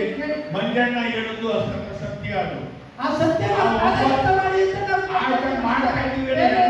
ಏನು ಮಾಡಿಲ್ಲ ಅಂತ ಹೇಳಿ ನಾವ್ ಏನ್ ಮಾಡಿಲ್ಲ ಅಂತ ಹೇಳಿ ಅವರು ಕಳ್ಳ ಅಂತ ಸಿಕ್ಕವರೆಗೂ ನಮಗೆ ಗೊತ್ತಿರಲಿಲ್ಲ. ನಾನು ಸತ್ಯವಾಗಿ ಹೇಳ್ತೀನಿ, ನಮ್ಮಲ್ಲಿ ನಮಗೆ ಬಿಟ್ಟರೆ ಬಿಡಿ. ನಾನು ಧೈರ್ಯವಾಗಿ ಸುಮ್ಮನೆ ಹೇಳಿದ್ರೆ ನಾವು ಅಂತದ್ದೇನು ಮಾಡಿಲ್ಲ ಅಂತ. ದಯವಿಟ್ಟು ಮಾಡ್ತೇವೆ ಸರ್, ಅವೆಲ್ಲ ಮಾಡಿದ್ದೀವಿ ನೋಡಿ, ನಿಮ್ಗೆ ಗೊತ್ತು. ನಾವು ಶುರು ಮಾಡಿದ್ರಿಂದ ನಮ್ಮ ದೇಶದ ಸ್ವಲ್ಪ ಕೇಳಿ ಸರ್, ನಮ್ಮ ಮಾತಾಡಕ್ಕೆ ಬಿಡಲು ಇಷ್ಟೊತ್ತು ಮಾತಾಡಿದ್ದೀರಾ. ನಿಮ್ಗೆ ಸಮಜಾಯಿಸಿ ಕೊಡೋಕೆ ನಾನು ಮಂಜಣ್ಣ ಹೇಳಿದ್ದು ಸತ್ಯ, ಅವ್ರು ಹೇಳಿರೋದೆಲ್ಲ ಸತ್ಯ. ಅದ್ರ ಪ್ರಕಾರ ನಾವು ಮುಂದುವರಿತೀವಿ. ಮನೆ ನಾನು ಅವ್ರ ಹತ್ರ ಮಾತಾಡ್ತೀನಿ. ಎಷ್ಟೋ ಸಲ ನಮ್ಮ ಮನೆಗೆ ಬಂದು ಸಲಹೆಯನ್ನು ಕೊಟ್ಟಿದ್ದಾರೆ. ಅದ್ರ ಪ್ರಕಾರ ನಾವು ಇದನ್ನ ದಾರಿ ತರಕ್ಕೆ ಪ್ರಯತ್ನ ಮಾಡುತ್ತಿದ್ದೀವಿ. ಇದಕ್ಕೆ ಅಡಚಣೆ ಇಷ್ಟೇ, ದಯವಿಟ್ಟು ಕೇಳಿ. ಅಡಚಣೆ ನಮ್ಮ ಅವ್ರು ಹೇಳಿದ್ರಲ್ಲ, ಯಾವ ನಮ್ಮ ರಿಜಿಸ್ಟ್ರಾರ್ ಇರಲಿ, ಯಾವ ಮಿನಿಸ್ಟರ್ ಇರಲಿ, ಅಲ್ಲಿವರೆಗೂ ಹೋದ್ರು ನಿಮ್ಗೆಲ್ಲ ಗೊತ್ತು. ಸಂಸ್ಥೆ ಬಗ್ಗೆ ನನಗೆ ಮಾತಾಡಕ್ಕೆ ಇಷ್ಟ ಇಲ್ಲ. ಕಳ್ಳರಿಗೆ ನುಲಿಸ್ಕೊಡೋಕೆ ಬೇಕಾದ ಅವಕಾಶ ಇದೆ. ಸದ್ಯಕ್ಕೆ ಎಲೆಕ್ಷನ್ ಬೇರೆ ಬಂತು. ಅವ್ರನ್ನ ನಾವೇನಾದ್ರೂ ಮಾಡೋಣ ಅಂತಂದ್ರೆ ಅವರು ಸ್ವಲ್ಪ ತೊಂದರೆ ಕೊಡೋಕೆ ಆಗಿಲ್ಲ. ಅವರೆಲ್ಲ ಹಂಗೆ ಆರಾಮಾಗಿ ಬದುಕ್ತಾ ಇದ್ದಾರೆ. ಇದು ಒಂದು ನಾನು ಹಂಗೂ ಕೇಳೋಣ ಅಂತಿದ್ದೆ. ಚಾರ್ಜ್ ಶೀಟ್ ಆಗಿರೋದು ನಿಮ್ಗೆಲ್ಲ ಗೊತ್ತು. ಈಗ ಅವ್ರನ್ನ ಡಿಸ್ಮಿಸ್ ಮಾಡಬೇಕು ಅನ್ನೋ ಒಂದು ಸತ್ಯಕ್ಕೂ ನಮ್ಗೆ ಎನ್ಕ್ವೈರಿಗೆ ಬರ್ತಾ ಇಲ್ಲ. ಸಾಕು, ಎಲ್ಲರೂ ಬರ್ತಾರೆ. ನೀವು ಹೇಳಿದ್ರಲ್ಲ 15 ವರ್ಷದ ನಾವು ತನಿಖೆ ಮಾಡಿ ಅಂತ. ನಾನು ಕಳ್ಳ ಇದ್ದರೆ ಸಿಕ್ಕಾಕೊಂಡು ನಮ್ಮಲ್ಲಿ ಯಾರಿದ್ರು ಸಿಕ್ಕಾಕ್ತಾರೆ. ಅವರೆಲ್ಲ ಕಟ್ಟಬೇಕಾಗುತ್ತೆ. ಎಷ್ಟೋ ಒಂದು ನಮ್ಮ MLCs ಒಂದು ಅವ್ರ ಹತ್ರ ಮಾತಾಡೋದು ಬೇಕಾದ ಸಲಹೆ ಕೊಟ್ಟರು. ನೀವು ಏನು ಹೇಳ್ತೀರ ಅದು ಮಾಡಕ್ಕೆ ಸಿದ್ಧೇ ಇದ್ದೀವಿ. ನಮ್ಮಲ್ಲಿ ಇವರು ಯಾರು ಇದು ಕಳ್ಳರಲ್ಲ, ಗೊತ್ತಾಯ್ತು. ನಾವು ಸಂಸ್ಥೆ ನಾನು ಮೊದಲಿಂದ ನೋಡಿದ್ದೀನಿ. ಫಸ್ಟ್ ಮೀಟಿಂಗ್ ಇಂದಾನು ನಾನು ಎಲ್ಲರನ್ನು ಕೇಳ್ಕೊಂಡಿದ್ದೀನಿ. ನಾನು ನಿಜವಾಗ್ಲೂ ಈ ಸಂಸ್ಥೆಗೆ ಏನೋ 4 ಜನಕ್ಕೆ ಒಂದು ನಮ್ಮಿಂದ ಸಹಾಯ ಆಗುತ್ತೆ ಅಂತ ಸೇರ್ಕೊಂಡು ಈ ಹಣಕಾಸು ಸಂಸ್ಥೆಗಳು ದಿನನಿತ್ಯ ಪೇಪರ್ ನೋಡಿದೆ, ಆ ಬ್ಯಾಂಕ್ ಮುಳುಗೋಯ್ತು, ಈ ಬ್ಯಾಂಕ್ ಮುಳುಗೋಯ್ತು, ನಮ್ಮ ಬ್ಯಾಂಕ್ ಮುಳುಗೋಕ್ಕೂ ಸಾಲ ತಗೊಂಡವರೇ ಗಲಾಟೆ ಮಾಡಿ ಮುಳುಗಿಸಕ್ಕೆ ಪ್ರಯತ್ನ ಪಟ್ಟರು. ಅದು ಏನೋ ಪರಮಾತ್ಮ ನಮ್ಮೆಲ್ಲರಿಗೂ ಒಂದು ಧೈರ್ಯ ಕೊಟ್ಟು ನಾವು ಮತ್ತೆ ಏನು ಹೇಳ್ತೀವಿ ಡಿಪಾಸಿಟ್ ಕಲೆಕ್ಟ್ ಮಾಡಿ ಇದನ್ನು ಟ್ರ್ಯಾಕ್ ಮೇಲೆ ಹಾಕಿದ್ದೀವಿ. ದಯವಿಟ್ಟು ನಿಮ್ಮ ಸಹಕಾರ ಆಗಿದೆ. ಇದು ನಿಜಕ್ಕೂ ನಮ್ಮ ಕನಕಪುರದಲ್ಲಿ ತುಂಬಾ ಜನಕ್ಕೆ ಅನುಕೂಲ ಆಗಿದೆ. ಇದನ್ನು ಮುಂದುವರಿಸ್ಕೊಂಡು ಹೋಗ್ತೀವಿ. ನಾನು ಈ ವಯಸ್ಸಿನಲ್ಲಿ ಇರಬೇಕಾದವ್ರನ್ನಲ್ಲ. ಇದು ಒಂದು ತಿಳಿದ ಮೇಲೆ ನನಗೆ ಅರ್ಥ ಸತ್ತೋಗಿದ್ದೀನಿ. ನನ್ನ ಮುಂದೆ ನಾನು ಇಟ್ಕೊಂಡು ಅಂತ ನಂಬಿಕೆಸ್ತರವರು ನಾನು ಯಾರು ಎಲ್ಲರಿಗೂ ಗೊತ್ತಿತ್ತು ಅವರು ಕಳ್ಳರಿದ್ದಾರೆ ಅಂತೆ. ಆಗ ಯಾರಿಗೂ ಧೈರ್ಯ ಇರಲಿಲ್ಲ ನಂಬ್ಕೊಳಕ್ಕೆ. ನಾನು ನಂಬಿಟ್ಟಿದ್ದೆ. ಅದೇನೋ ನಡೆದೋಯ್ತು. ದಯವಿಟ್ಟು ನಮ್ಮ ಬ್ಯಾಂಕ್ನ ಮತ್ತೆ ವಾಪಸ್ ಹಾಕಲಿಕ್ಕೆ ಟ್ರ್ಯಾಕ್ ಮೇಲೆ ಇವೆಲ್ಲ ಸಹಕಾರ ಕೊಟ್ಟರೆ ನಡ್ಸ್ಕೊಂಡು ಹೋಗ್ತೀವಿ. ಆದರೂ ಸಣ್ಣ ಪುಟ್ಟ ಕೊರತೆಗಳನ್ನ ಆಫೀಸಿಗೆ ಬಂದು ನೀವು ಮಾತಾಡಬಹುದು. ನಮ್ಮ ಮೋಹನ್ ಇನ್ನು ಏನೇನು ಕೇಳೋಕ್ಕೆ ಇಷ್ಟ ಇದ್ದಾರೆ. ಒಂದು 4 ರೆಸಲ್ಯೂಷನ್ ಆಗಬೇಕು. ಇದಕ್ಕೆಲ್ಲ ದಯವಿಟ್ಟು ಅವಕಾಶ ಮಾಡಿಕೊಡಿ. ನಿಮ್ಮ ಕ್ವಶನ್ ಆಮೇಲೆ ಸರ್ ಒಂದೇ ನಿಮಿಷ ಇಲ್ಲಿ ನಮ್ಮ ಮಂಜಣ್ಣ ಮಾಡಿರೋದನ್ನ ನಾವು ಫಾಲೋ ಮಾಡೋಣ ಅಷ್ಟೇ. Thank you. ಈ 25 ಲಕ್ಷ ತಗೊಂಡಾಗ ನಮ್ಮಂಗೆ ಸಾಮಾನ್ಯ ಸದಸ್ಯನಾಗಿದ್ರೆ ಏನು ಆಗ್ಬಿಟ್ಟದೆ ಬಿಡು ಅಂತ ಅನ್ಕೊಂಬೋದಿತ್ತು. ಆಗ ಆರ್ಐ ಡೈರೆಕ್ಟರ್ ಅವರು. ಈಗ ಈ ಡೈರೆಕ್ಟರ್ಶಿಪ್ ಈಗ ಅಧ್ಯಕ್ಷನ್ ಮಾಡಿದೀನಿ. ಇವರು ಇನ್ನು ಎಷ್ಟು ಜನ ಗ್ಯಾರಂಟಿ ಕೊಡ್ತಾ ಇಲ್ಲ. ಯಾಕೆ ಈ ಮಾತು ಹೇಳ್ತಾ ಇದ್ದೀನಿ ಅಂದ್ರೆ, ಒಬ್ರು ಅಕೌಂಟ್ ಇನ್ನೊಬ್ರು ನೋಡಂಗಿಲ್ಲ ಅಂತ ರಿಸರ್ವೇಶನ್ ಮಾಡಿಸ್ಕೊಂಡ್ರೆ ಮೇಲ್ಗಡೆ ಗೊತ್ತಿಲ್ಲ ಯಾರು ಡೈರೆಕ್ಟ್ ನೋಡಿದ್ರೆ ಹೇಳ್ಬೋದು ಈ ವಿಚಾರನ. ಒಬ್ರು ಅಕೌಂಟ್ ಒಬ್ರು ನೋಡೋದು ಕೊಡುದು ಅಂತ ಅಂದ್ಬಿಟ್ಟು ರಿಸರ್ವೇಶನ್ ಮಾಡಿಸ್ಕೊಂಡಿದ್ದೀನಿ. ನಾನು ರಿಸರ್ವೇಶನ್ ಮಾಡಿದ ಗೋಪ್ಯತನ ನೀವೇ FD ಎಷ್ಟು ಇಟ್ಟಿದ್ದೀರಿ, ಬಸವರಾಜ್ ಎಷ್ಟು ಇಟ್ಟವ್ರೆ, ಮುಂಜಾನೆ ಎಷ್ಟು ಇಟ್ಟ ಹೇಳಲ್ಲ. ಅದು ಗೋಪ್ಯತೆ ಕಾಪಾಡಿ ದಯವಿಟ್ಟು. ಇವರು ಡಾಕ್ಯುಮೆಂಟ್ಸ್ ಲೋನ್ ತಗೊಂಡ್ರೆ ಏನೇನ್ ಡಾಕ್ಯುಮೆಂಟ್ಸ್ ಕೊಟ್ಟಿದ್ದಾರೆ, ಇವ್ರು ಏನೇನ್ ಡಾಕ್ಯುಮೆಂಟ್ಸ್ ಕೊಟ್ಟು ಲೋನ್ ತಗೊಂಡಿದ್ದಾರೆ ಅಂತ ಡೈರೆಕ್ಟ್ರು ಕೂಡ ನೋಡಂಗಿಲ್ವಾ? ನಾನೊಬ್ಬ ಸದಸ್ಯಾಗಿ ನಾನು ಬೇಕಾದ್ರೆ ಬಂದು ನೋಡ್ಬೋದು. ನಿಮ್ಮ ಪೈಲ ಬುಕ್ ಇದೆ ತೋರಿಸ್ತಾ ನಾನು ನಿಮ್ ಪೈಲ ತೋರಿಸ್ತಾ ಸರ್. ನಾನು ಗೊತ್ತಿಲ್ಲ ನಾನು ಆಸ್ತಿನ ಅಡು ಇಟ್ಟು ಸಾಲ ತಂದು ಲಕ್ಷಾಂತರ ಬಡ್ಡಿ ಕಟ್ತಿದ್ದೀನಿ. ಪುಕ್ಸಂತ ಸಾಲ ಈ ರೀತಿ ಕೊಡ್ತಾನೆ ಅಂದ್ರೆ ಯಾಕೆ ಸರ್ ನೆನಪು ಕೊಡಿತಾರೆ ಅಂತ ತಕ್ಷಣ. ಇವ್ರು ಅವಾಗ ಡೈರೆಕ್ಟರ್ ಆಗಿದ್ರು ಸರ್, ಸಾಮಾನ್ಯ ಸದಸ್ಯ ಆಗಿರ್ಲಿಲ್ಲ. ಮೂಲ ಪುರುಷ ತಂದು ಅವ್ನಿಗೆ ಏನ್ ಶಿಕ್ಷೆ ಕೊಡ್ಬೇಕು ಕೊಡಿ, ಇವ್ರಿಗೆ ಏನ್ ಪನಿಷ್ಮೆಂಟ್ ಸರ್. ಇವ್ರು ಆಲ್ರೆಡಿ ಡೈರೆಕ್ಟರ್ ಈಗ ಡೈರೆಕ್ಟ್ ಪನಿಷ್ಮೆಂಟ್ ಕೊಟ್ಟರೆ ಯಾಕೆ ಪನಿಷ್ಮೆಂಟ್ ಆಗುತ್ತೆ? ಈಗ ಸದಸ್ಯ ಆಗಿರ್ತಾರೋ ಅವ್ರ ಹತ್ರ ಆಗುತ್ತೆ ಎಲ್ಲರೂ. ಡೈರೆಕ್ಟ್ ಪನಿಷ್ಮೆಂಟ್ ಕೊಟ್ಟರೆ ಯಾರು ಕೊಡ್ತಾರೆ? ನಮ್ಮ ಡೈರೆಕ್ಟರ್ ಹಸ್ಬೆಂಡ್ ಅವರು ಉದ್ಧಾರ ಮಾಡಲು ಬಂದಿದ್ದಾರೆ. ಸಾಕಷ್ಟು ನಡೀಲಿ ಬಿಡಿ. ನಾನು ಬ್ಯಾಂಕಿನ ವಿರೋಧವಾಗಿ ನಾನೇನು ಮಾತಾಡ್ತಾ ಇಲ್ಲ. ನಾನು ಬ್ಯಾಂಕಿನ ವಿರೋಧವಾಗಿ ಮಾತಾಡ್ತಾ ಇಲ್ಲ. ಇಮಾಜಿನೇಷನ್ ಬ್ಯಾಂಕ್ ಬಗ್ಗೆ ನಾನು ತಿಳಿ ಹೇಳ್ತಾ ಇದ್ದೀನಿ. ಈ ವಿಷಯದ ಬಗ್ಗೆ ಅಧ್ಯಕ್ಷರಿಗೆ ಪತ್ರ ಹಾಕಿದ್ರೆ ಈಗ ಉತ್ತರ ಕೊಡೋದಕ್ಕೆ ಸಿಇಒ ಉತ್ತರ ಕೊಟ್ಟಿದ್ದೀನಿ. ಈ ವಿಷಯದಲ್ಲಿ ಕೊಡಲಾಗಿಲ್ಲ ಸರ್. ಸಿಇಒ ಉತ್ತರ ನೀವೇ ಕೊಡ್ತೀರಾ? ಸಂಸ್ಥೆ ಸೂತ್ರ ಏನಿದ್ರು ಸಿಇಒ ಕೊಡ್ಲಿ ಸರ್. ನಿಮ್ಗೆ ಅವಶ್ಯಕತೆ ಇಲ್ಲ, ನಿಮ್ಮ ಹತ್ರ ನಾವು ಕೇಳಲ್ಲ. ಏನು ಸಂಸ್ಥೆ ಸೂತ್ರ ಇದ್ರೆ ಸಿಇಒ ನಮಗೆ ನಾನು ಯಾವ ಕೆಲಸ ನೀವು ಈಗ ನಾನು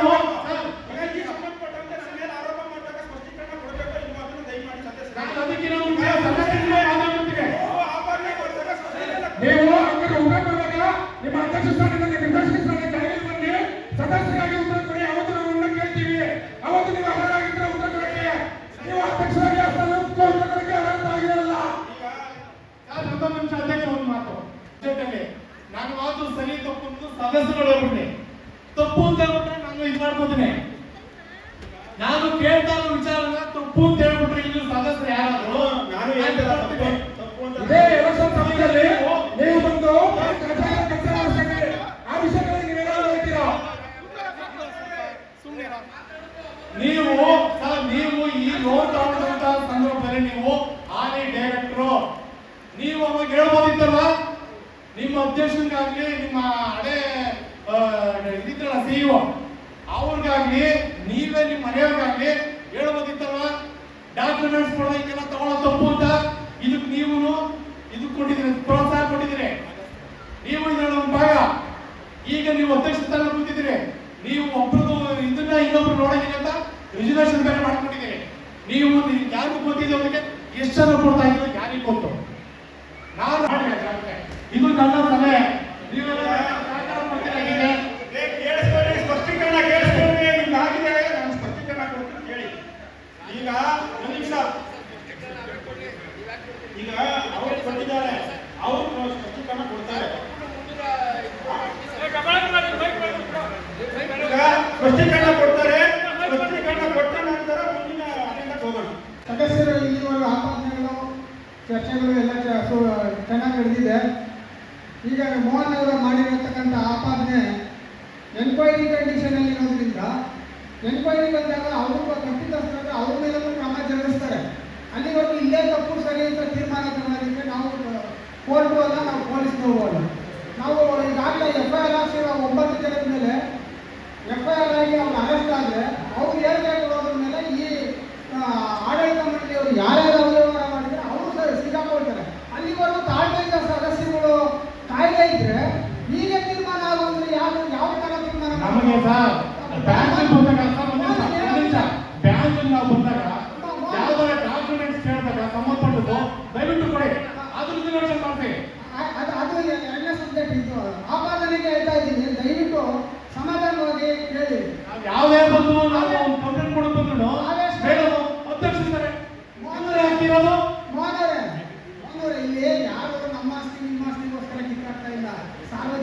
ನಾನಿದು ಸಾರ್ವಜನಿಕರ ಹಣ ಎಷ್ಟೋ ಜನ ರಿಟೈರ್ಡ್ ಆಗಿರುವಂತಹ ಒಂದು ಎಫ್ಡಿ ಮಾಡ್ತಾರೆ, ಬೇರೆಯವ್ರ ದುಡ್ಡಲ್ಲಿ ಮಜಾ ಮಾಡಲ್ಲ, ಹಣ ತಗೊಂಡು ಮಜಾ ಮಾಡಲ್ಲ. ದಯಮಾಡಿ ಆವೇಶಭರಿತವಾಗಿ ಮಾತಾಡೋದ್ರಲ್ಲಿ ಏನು ಸಾಧಿಸೋಕ್ಕಾಗಲ್ಲ. ಕಾನೂನುಬದ್ಧವಾಗಿ ಮಾಡ್ತಾ ಇದ್ದೀವಿ, ಕಾನೂನುಬದ್ಧವಾಗಿ ಕ್ರಮ ಜರುಗಿಸ್ತಾ ಇದ್ದೀವಿ. ನಾಳೆ ದಿವಸ ಎಲ್ಲರೂ ಆಪಾದನೆಗಳನ್ನು ಎಲ್ಲರ ಮೇಲೆ ಅದು ಫಲಾಫಲ ಅನುಭವಿಸ್ತಾರೆ, ತಪ್ಪು ಮಾಡಿದ್ರೆ ಅನುಭವಿಸ್ತಾರೆ. ನಿಮ್ದೇ ಬೇಕು, ನೀವು ಯಾವ ರೆಕಾರ್ಡ್ಸ್ ಮಡಿಕೊತೀರಿ, ಯಾವ ರೆಕಾರ್ಡ್ಸ್ ಮುಚ್ಚಾಕ್ತೀರಿ. ನಾವು ಇದೇ ಮೇಡಮ್ ಬಂದು ಕೇಳಿದಾಗ ಅದು ಸಂಬಂಧಪಟ್ಟ ಕೇಳಿದ್ರೆ ನಮ್ಮ ಮನೆಗೆ ಮತ್ತೆ ಫೋನ್ ಬಗ್ಗೆ ನೋಟಿಸ್ ಕೊಟ್ಟರು. ಅವಾಗ ಯಾರು ಬಂದಿದ್ರೆ ನೀವು ಬೇರೆ ಯಾರು ಬಂದಿದ್ರೆ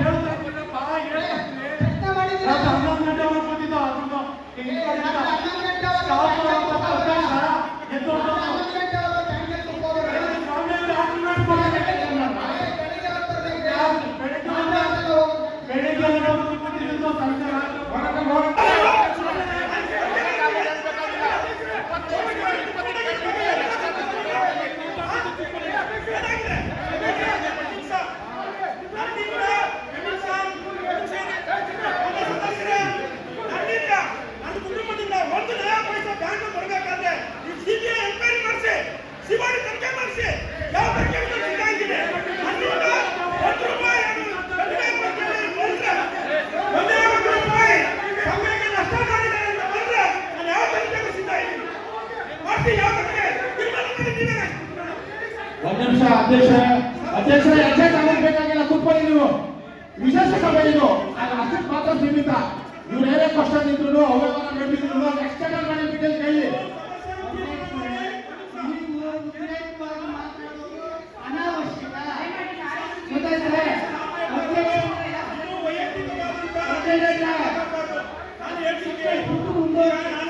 ಇದು ಏನಾಗಿದೆ ಅಂದ್ರೆ ಈಗ ನೀವು ಡಿಸ್ಮಿಸ್ ಮಾಡಬೇಕು ಅಂತ ಇದ್ದೀರಲ್ಲ, ಅವರೆಲ್ಲ ಚಿಂತಾವಣೆ ಮಾಡಿ ಎಲ್ಲರೂ ಕೊಡ್ತೀರಾ. ಈಗ ಅವ್ರ ಹೆಸರುಗಳು ಹೇಳುವ ನಾವು ಅದು ಬೇಡ. ಈಗ ನೆಕ್ಸ್ಟ್ ಜನರಲ್ ಬಾಡಿ ಮೀಟಿಂಗ್ ಅಲ್ಲಿ ಅವೆಲ್ಲ ಮಾತಾಡಿ, ಇದು ವಿಶೇಷ ಸಭೆ, ಈ ಸಭೆ ಸಂಬಂಧಪಟ್ಟ ವಿಚಾರ ಮಾತ್ರ ಮಾತಾಡಿ, ಅದಕ್ಕೆ ಮಾತ್ರ.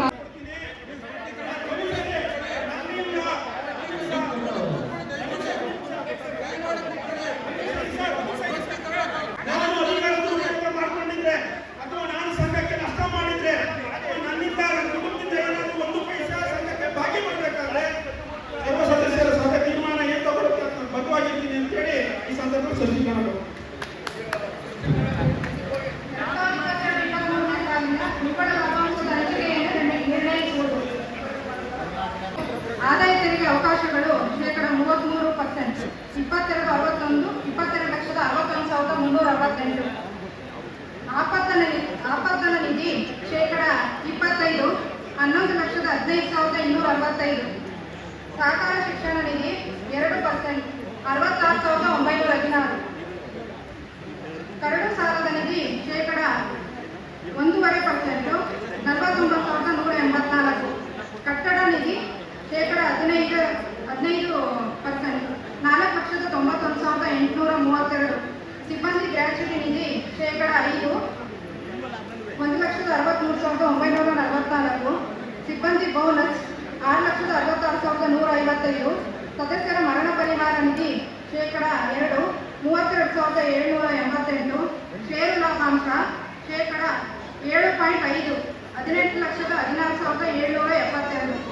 ಒಟ್ಟು ಜಾಹೀರಾತು ನಿಧಿ ಉಳಿಕೆ ಲಾಭಾಂಶವನ್ನು ಜಾಹೀರಾತು ನಿಧಿಗೆ ಕಾಯ್ದಿರಿಸಲಾಗಿದೆ 58,201. ಒಟ್ಟು 67,22,425.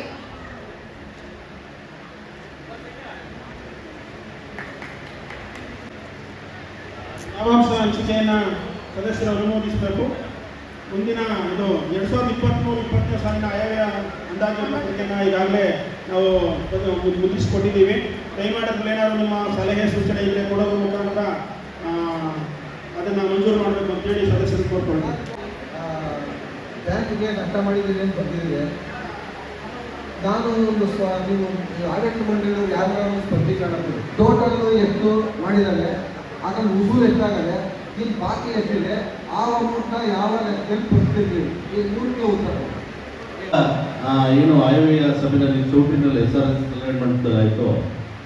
ಇದೇ ನಟರಾಜ್ ಅವರು ಮತ್ತೆ ಚಂದ್ರು ಅವರು ಮುದ್ದಣ್ಣ ಅವರು ಎಲ್ಲರೂ ಕೂಡ ಸುಮಾರು ಕೋಟ್ಯಾಂತರ ರೂಪಾಯಿ ಅವ್ಯವಹಾರ ಆಗಿದೆ ಅಂತೇಳಿ ಆರೋಪಗಳನ್ನು ಮಾಡಿ ಎಲ್ಲರೂ ಕೂಡ ಕೆಳಗಡೆ ಮತ್ತೆ ಸಭೆ ಆದ ನಂತರ ಒಂದು ಪತ್ರಿಕಾಗೋಷ್ಠಿ ಮಾಡ್ತಾರೆ. ಅಧ್ಯಕ್ಷರು ಮತ್ತೆ ಎಲ್ಲ ಗೌರವಾನ್ವಿತ ಡೈರೆಕ್ಟರ್ಗಳೆಲ್ಲರೂ ಕೂಡ ಸಭೆ ಮಾಡ್ತಾರೆ. ಇಲ್ಲ ಯಾವ ಅವ್ಯವಹಾರನೇ ಆಗಿಲ್ಲ ಅಂತೇಳಿ ಒಂದು ಸಭೆ ಮಾಡ್ತಾರೆ. ಇವತ್ತು ಯಾಕೆ ಸದಸ್ಯರಿಗೆ ಗೊಂದಲ ಅಂತ ಹೇಳಿದ್ರೆ, ಇಲ್ಲಿ ಒಂದ್ ಕಡೆ ಆಗಿದೆ ಅಂತೇಳಿ ಒಂದಷ್ಟು ಡೆಪಾಸಿಟ್ ಕೂಡ ಕೆಲವರೆಲ್ಲ ತಗೊಂಡು ಹೋಗಿರ್ತಾರೆ. ಅದಕ್ಕೆ ಬ್ಯಾಂಕ್ಗೆ ಲಾಸ್ ಆಗಿರ್ತದೆ, ನಮ್ಗೆಲ್ಲರೂ ಕೂಡ ಷೇರುದಾರರಿಗೆ ಲಾಸ್ ಆಗಿರ್ತದೆ. ಅದಕ್ಕೆ ಈಗ ಈ 9 ಜನದ ಮೇಲೆ ಏನ್ ಕೇಸ್ ಮಾಡಿದಿರಿ, ಈಗಾಗಲೇ ಅಧ್ಯಕ್ಷರ ಜೊತೆ ನಾನು ನಿನ್ನೆ ಮಾಡಿ ಚರ್ಚೆ ಮಾಡಿದೆ. ಅದೆಲ್ಲ ಒಳ್ಳೆ ಕೆಲಸ. ಆದ್ರೆ ಈಗ ಎಷ್ಟು ಬ್ಯಾಂಕ್ನಲ್ಲಿ ಅವ್ಯವಹಾರ ಆಗಿದೆ, ಎಷ್ಟು ರಿಕವರಿ ಮಾಡಿದಿರಿ, ಯಾರ್ಯಾರು ಎಸೆಟ್ ಅನ್ನೋದನ್ನ ಸದಸ್ಯರಿಗೆ ಎಲ್ಲರಿಗೂ ಕೂಡ ತಿಳಿಸಿದ್ರೆ ಬಹಳ ಅನುಕೂಲ ಆಗುತ್ತೆ. ಪ್ರಶ್ನೆ ಸಮಂಜಸವಾಗಿದೆ. ಇದು 2022-23 ಸಾಲಿನ 1 ವರ್ಷದ ಮಾತ್ರ ಆಡಿಟ್ ಆಗಿ ಆ ವರ್ಷದ ಲಾಸ್ಟ್ನ ಮಾತ್ರ 1,26,00,000 ಅಂತ ನಮೂದಿಸಿದ್ದೇವೆ. ಇದ್ರ ಮೇಲೆ ನಾವು ಆ 9 ದಿನದ ಮೇಲೆ FIR ಹಾಕ್ಸಿದ್ದೀವಿ. ಈ ಹಿಂದಿನ ಸಭೆಯಲ್ಲಿ ಕುಮಾರಸ್ವಾಮಿ ಅವರು ನಟರಾಜ್ ಅವರು ನಿಂತ್ಕೊಂಡು ಮಾತಾಡಿದ್ರು ಅಂತ ಆವತ್ತು ನಾವು ಮಾತಾಡಿದ್ದು ಸತ್ಯ. ಈ 1 ವರ್ಷದ ಹಿಂದಿಂದು ಹೋದ್ರೆ ಆ ಫಿಗರ್ ಬರುತ್ತೆ. ಈ ಹಿಂದಿನ 1 ವರ್ಷದ ಮಾತ್ರ 22-23ರಿಂದ ಹಿಂದಿಗೆ 10 ವರ್ಷದ ಮಾಡಿದಾಗ ಇದು ದೊಡ್ಡ ಮೊತ್ತ ಆದರೂ ಆಗಬಹುದು. ಆವಾಗ ಆ ಜವಾಬ್ದಾರಿ ಎಲ್ಲನೂ ಆ 9 ಜನದ ಮೇಲೆ ಬೀಳುತ್ತೆ. ಆದ್ದರಿಂದ ದಯಮಾಡಿ ಯಾರು ವಿಚಲಿತರಾಗಬಾರ್ದು. ನಾವು ಎನ್ಕ್ವೈರಿ ಮಾಡ್ತೀವಿ. ಈಗ ನೀವೆಲ್ಲ ನಮ್ಮನ್ನು ನಂಬಿ ಈಗ ಹೊಸ ಬಾಡಿನ ತಂದಿದ್ದೀರಾ. ನಾವು ಅದ್ರ ಕಡೆ ಗಮನ ಕೊಟ್ಟು ನಾವು ಬಂದು 3 ತಿಂಗಳಿಗೆ ಕಂಪ್ಯೂಟರೈಸ್ ಮಾಡಿದ್ವಿ. ಈಗ 5 ತಿಂಗಳಾಯಿತು ನಾವು ಬಂದು. 5 ತಿಂಗಳಲ್ಲಿ ನಾವು FIR ಹಾಕ್ಸಿದ್ದೀವಿ. ಅವರು ಮಂಜಣ್ಣ ಅವ್ರು ಹೇಳಿದಂಗೆ ಅವರು ಈಗ ಆಲ್ರೆಡಿ ಬೇಲ್ಗೆ ಹೋಗಿ ಬೇಲ್ ರಿಜೆಕ್ಟ್ ಆಗಿದೆ. ಈಗ ಹೈಕೋರ್ಟ್ಗೆ ಹೋಗಿದ್ದಾರೆ. ನಾವು ಈಗ ಅವ್ರನ್ನ ಅರೆಸ್ಟ್ ಮಾಡಿಸೋದಕ್ಕೆ ತಲಾಶ್ ಮಾಡ್ತಾ ಇದ್ದೀವಿ. ಅದು ತಲೆಮರೆಸ್ಕೊಂಡಿರೋರನ್ನ ನಾವು ಕಳೆಯುವಂಥ ತೀರ್ಮಾನ ಮಾಡ್ಬೋದಲ್ವಾ? ನಾವು ಆ ಹೊಣೆಗಾರನ ಹಳೆ ಸಿಬ್ಬಂದಿ ಅವರು ನಂಬಿ ಅವ್ರನ್ನ ಮೋಸ ಹೋಗಿದ್ರೆ ಹೊರತು ಇದರಲ್ಲಿ ಅವರು ಕೃತ್ಯದಲ್ಲಿ ಭಾಗಿಯಾಗಿಲ್ಲ. ದಯಮಾಡಿ ನೀವು ತಾಳ್ಮೆಯಿಂದ ಕೇಳಿ. ಯಾರು ಅಧಿಕಾರಿ ಪುಸ್ತಕದಲ್ಲಿ ಬರೀಬೋದು ಹೊರತು ಡೈರೆಕ್ಟರ್ಗಳು ಹೋಗಿ ಲೆಕ್ಕಪತ್ರ ಬರೆಯಲ್ಲ. ಅವ್ರು ಏನು ಬರೆದಿರ್ತಾರೆ ಅದನ್ನು ಆಡಿಟ್ ಮಾಡಿರ್ತಾರೆ. ಅದನ್ನು ನಾವು ನಂಬಿ ಸೈನ್ ಮಾಡ್ತೀವಿ ವಿನಃ ನಾವು ಅದನ್ನೆಲ್ಲ ಓದಿ ಪೂರ್ತಿ ನಾವು ಆಡಿಟ್ ಮಾಡೋಕ್ಕಾಗಲ್ಲ. ನಾವು ಡೈರೆಕ್ಟ್ರುಗಳು ಆಗುತ್ತಾ? ಯಾರಾದರೂ ಡೈರೆಕ್ಟ್ ಆಡಿಟ್ ಮಾಡ್ತಾರ? ಆದರೆ ತಪ್ಪು ಕಂಡುಹಿಡಿದಿದ್ದೀವಿ. ತಪ್ಪು ಕಂಡುಹಿಡಿದಿರೋದ್ರಿಂದಲೇ ಈಗ ಅವ್ರ ಮೇಲೆ ಕೇಸ್ ಆಗಿದೆ. ದಯಮಾಡಿ ನೀವು ತಾಳ್ಮೆಯಿಂದ ಇದೆ. ಅವ್ರ ಮೇಲೆ ನಾವು ಚಾರ್ಜ್ ಮಾಡ್ತೀವಿ. ಇಷ್ಟು ಹಣನ ವಸೂಲಿ ಮಾಡ್ತೀವಿ. ಇದು ಯಾವುದೇ ಕಾರಣಕ್ಕೂ ರಾಜಿನೇ ಇಲ್ಲ. ಎಲ್ಲೂ ಯಾರು ಇದ್ರ ಬಗ್ಗೆ ಧೃತಿಗೆಡುವಂಥ ಅವಶ್ಯಕತೆ ಇಲ್ಲ. ನಟರಾಜ್ ಅವರು ಹೇಳಿದ್ರು, ಆಡಿಟ್ರು ಏನ್ ಕೊಟ್ಟಿರ್ತಾರೆ ಅದನ್ನ ಮಾತ್ರ ನಾವೆಲ್ಲರೂ ಕೂಡ ಬರಬೇಕಾಗಿಲ್ಲ. ಈ ಅವ್ಯವಹಾರ ಅವ್ರ ಕಾಲದಿಂದ ಅವ್ಯವಹಾರ ಆಗಿದೆ. ಇದಕ್ಕೆ ಆಡಿಟ್ರು ಕೂಡ ಸಾಮಿಲಾಗಿದ್ದಾರೆ. ನನ್ನ ವಾದ ಇದೆ. ದಯವಿಟ್ಟು ನೀವು ಯಾಕೆ ಈ ಸಲ ಆಡಿಟ್ರನ್ನ ಚೇಂಜ್ ಮಾಡ್ತೀರ? ನೀವು ಈ ಆಡಿಟ್ರನ್ನ ಇಟ್ಕೊಂಡ್ರೆ ಅವ್ರನ್ನ 9 ಜನ ಈ ಆಡಿಟರ್ ಜೊತೆ ಟಚ್ ಇದ್ದಾರೆ. ಈ 9 ಜನ ಕಳ್ಳರೇನಿದ್ದಾರೆ ಈ ಆಡಿಟರ್ ಜೊತೆ ಟಚ್ ಇದ್ದಾರೆ. ದಯವಿಟ್ಟು ನಿಮ್ಗೆ ಪಾರದರ್ಶಕತೆ ಎಲ್ಲಿ ಕೊಡ್ಲಿಕ್ಕಾಗುತ್ತೆ? ಜನರಿಗೆ ಹೇಳಕ್ಕಾಗುತ್ತಾ? ನೀವು ಇದೇ ಆಡಿಟರ್ಗೆ ಹಿಂದೆ ಕಳ್ಳರು ಹೇಳ್ದಂಗೆ ಆಡಿಟ್ ಮಾಡಿದ ರಿಪೋರ್ಟ್ಗೆ ನಾವೆಲ್ಲ ನೋಡಿದೀವಿ, ಸೈನ್ ಹಾಕಿದೀವಿ ಅಂತ ನೀವೇ ಒಪ್ಕೋತೀವಿ. ಈಗ ಅದೇ ಆಡಿಟರ್ ಮತ್ತೆ ನಿಮ್ಮೆಲ್ಲರನ್ನು ಕೂಡ ಅವರ ಕುಮ್ಮಕ್ಕಿಂದ ಶೋ ಮಾಡ್ತಾರೆ. ದಯವಿಟ್ಟು ಕೂಡಲೇ ಈ ಕಂಪನಿಯನ್ನ ಯಾರು ರೆಡ್ಡಿ ಅಂತ ಹೇಳಿ ಕಂಪನಿ ನೋಡಿದ್ರೆ ಆಡಿಟರ್ ಕಂಪನಿ ಯಾಕೆ ಅಂತ ಹೇಳಿದ್ರೆ ಇದು ಬ್ಲಾಕ್ ಲಿಸ್ಟ್ ಸೇರಿಸಬೇಕು ಈ ಆಡಿಟರ್ ಕಂಪನಿನ. ಯಾಕೆ ಸಹಕಾರ ಸಂಘ ಅಂತ ಹೇಳಿ ಇಲ್ಲೊಂದು ಬ್ಯಾಂಕ್ ಎಲ್ಲ ಮುಳುಗೋಯ್ತು ನೋಡಿ. ಇದ್ರ ಆಡಿಟರ್ ಕೂಡ ಇವರೇ ಮಾಡಿರೋದು 20 ಕೋಟಿ ವ್ಯವಹಾರ ಆಗಿದೆ ಅಲ್ಲಿ. ಇದನ್ನು ಕೂಡ 63, 64, 65 ಎಂಕ್ವೈರಿ ಆಗಿದ್ರೆ ದಯವಿಟ್ಟು ಪಾಪ ನಿಮ್ಗೆಲ್ಲರಿಗೂ ಕೂಡ ಗೊತ್ತಿಲ್ಲ. ಅಧ್ಯಕ್ಷರು ಪ್ರಾಮಾಣಿಕವಾಗಿ ಎಷ್ಟಾಗುತ್ತೋ ಅಷ್ಟು ಮಾಡ್ತಿದ್ದೀರಿ. ಮತ್ತೆ ಇದನ್ನ ಆದಾಗ ನಿಮಗೂ ಕೂಡ ಇದರಲ್ಲಿ ಎಷ್ಟು ಕೋಟಿ ಆಗಿದೆ? 1 ವರ್ಷಕ್ಕೆ 1 ಕೋಟಿ ಚಿಲ್ಲರೆಗೆ ಲೆಕ್ಕ ಸಿಕ್ಕಿದೆ.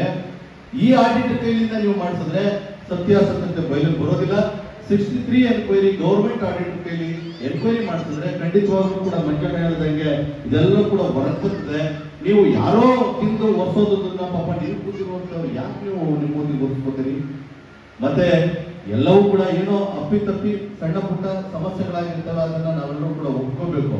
ಆದ್ರೆ ಹಿಂದೆ ಇದ್ದಂತ ಈ 9 ಜನ ಆಲಿಬಾಬಾ ಜನ ಕಳ್ರುವಂತಾರಲ್ಲ, ಆ ರೀತಿ ಇದ್ದಂತವ್ರು ಅವ್ರು ಹೆಂಗೆ ಅಂತಂದ್ರೆ, ಅವನು ಒಬ್ಬ ಸೆಕ್ರೆಟರಿ ಇದ್ದ ರಾಮಚಂದ್ರ ಅಂತ ಹೇಳಿ, ಅವನಿಗೆ ನೋಡಿ ಅವ್ನಿಗೆ ಏನಂತಂದ್ರೆ ಅವನ ತೀಟೆ ತೀರ್ಸ್ಕೊಳ್ಳಕ್ಕೆ ಇಲ್ಲಿ ಯಾವ್ಯಾವ ರೀತಿ ಕಾರ್ಯಕ್ರಮಗಳು ಮಾಡದ, ಏನೇನ್ ಮಾಡದ, ನಿಮ್ಮ ಸಂಸ್ಥೆಯ ದುಡ್ಡನ್ನ ಯಾವ ರಿಯಲ್ ಎಸ್ಟೇಟ್ಗೆ ಆಯೋಜನೆ ಮಾಡವನೆ, ಅದೆಲ್ಲವೂ ಕೂಡ ನಾನು ಕೂಡ ಮಾಹಿತಿ ತೆಗಿತಾ ಇದ್ದೀನಿ. ಮುಂದಿನ ದಿವಸದಲ್ಲಿ ನಾನು ವೈಯಕ್ತಿಕ ಬೇರೆ ಬೇರೆ ರೀತಿ ಕೇಸ್ ದಾಖಲೆ ಮಾಡಬೇಕು, ಅದನ್ನೆಲ್ಲವೂ ಕೂಡ ನಾನು ಮಾಡ್ತೀನಿ.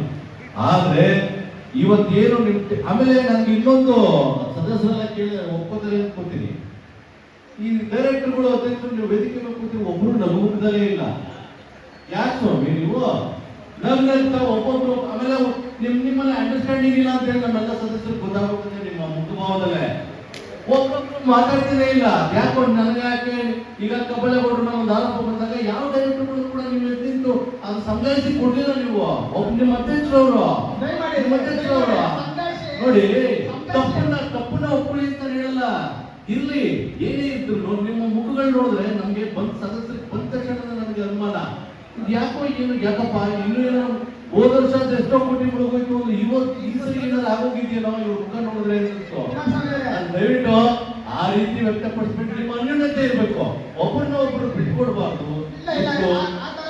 ನೋಡಿ ನೋಡಿ ಆಮೇಲೆ ಇನ್ನೊಂದು, ಮೋಹನ್ ಅವರು ಕಂಪ್ಲೇಂಟ್ ಮಾಡ್ಬೇಕಾದ್ರೆ ಅವ್ರ ಶ್ರೀಮಂತವ್ರು ಡೈರೆಕ್ಟರ್ ಅವ್ರ ಕೈಲಿ ಬಂದು ಆನ್ಸರ್ ಮಾಡಿಸ್ತೀರ, ಅದು ಸರಿ ಇಲ್ಲ, ಮಾಡಬಾರ್ದು.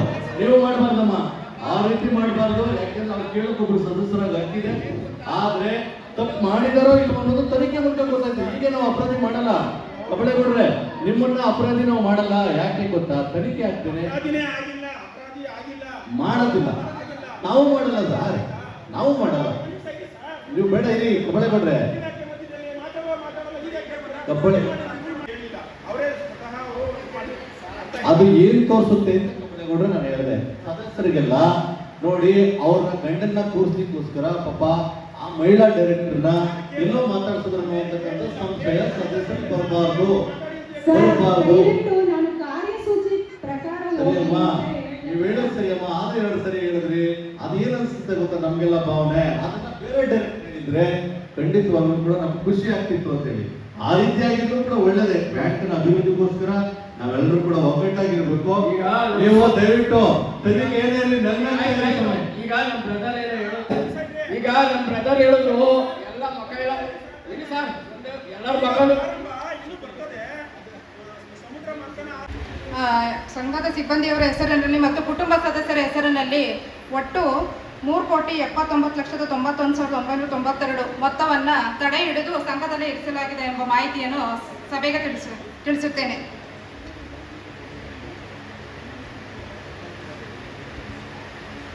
ಮುಂದಿನ ಸಬ್ಜೆಕ್ಟ್ 2022-23ನೇ ಸಾಲಿನ ಆಯವ್ಯಯ ಮಂಜೂರಾತಿ ಪಟ್ಟಿಯಲ್ಲಿ ಖರ್ಚಿನ ಬಾಬ್ತು ಮಂಜೂರಾತಿಗಿಂತ ಹೆಚ್ಚಾಗಿ ಖರ್ಚಾಗಿರುವುದನ್ನು ಮಂಜೂರಿ ಮಾಡುವುದು.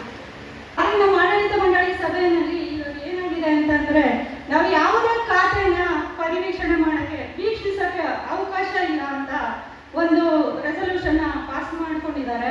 ಹಂಗಾಗಿ ನಾನು ಯಾವುದೇ ವ್ಯವಹಾರಗಳನ್ನ ತಿಳ್ಕೊಳ್ಳೋಕ್ಕಾಗ್ತಲ್ಲ. ಮಾನ್ಯ ಸದಸ್ಯರು ಇದಕ್ಕೆ ಏನ್ ಹೇಳ್ತೀರಾ, ಈ ರೆಸಲ್ಯೂಷನ್ ತಿದ್ದುಪಡಿ ಮಾಡಕ್ಕೆ ಅವಕಾಶ ಮಾಡಿಕೊಟ್ರು ಅಂತ ಈ ಮುಖಾಂತರ ಕೇಳ್ಕೊಳ್ಳೋಕೆ ನಾನು ಇಷ್ಟಪಡ್ತೀನಿ.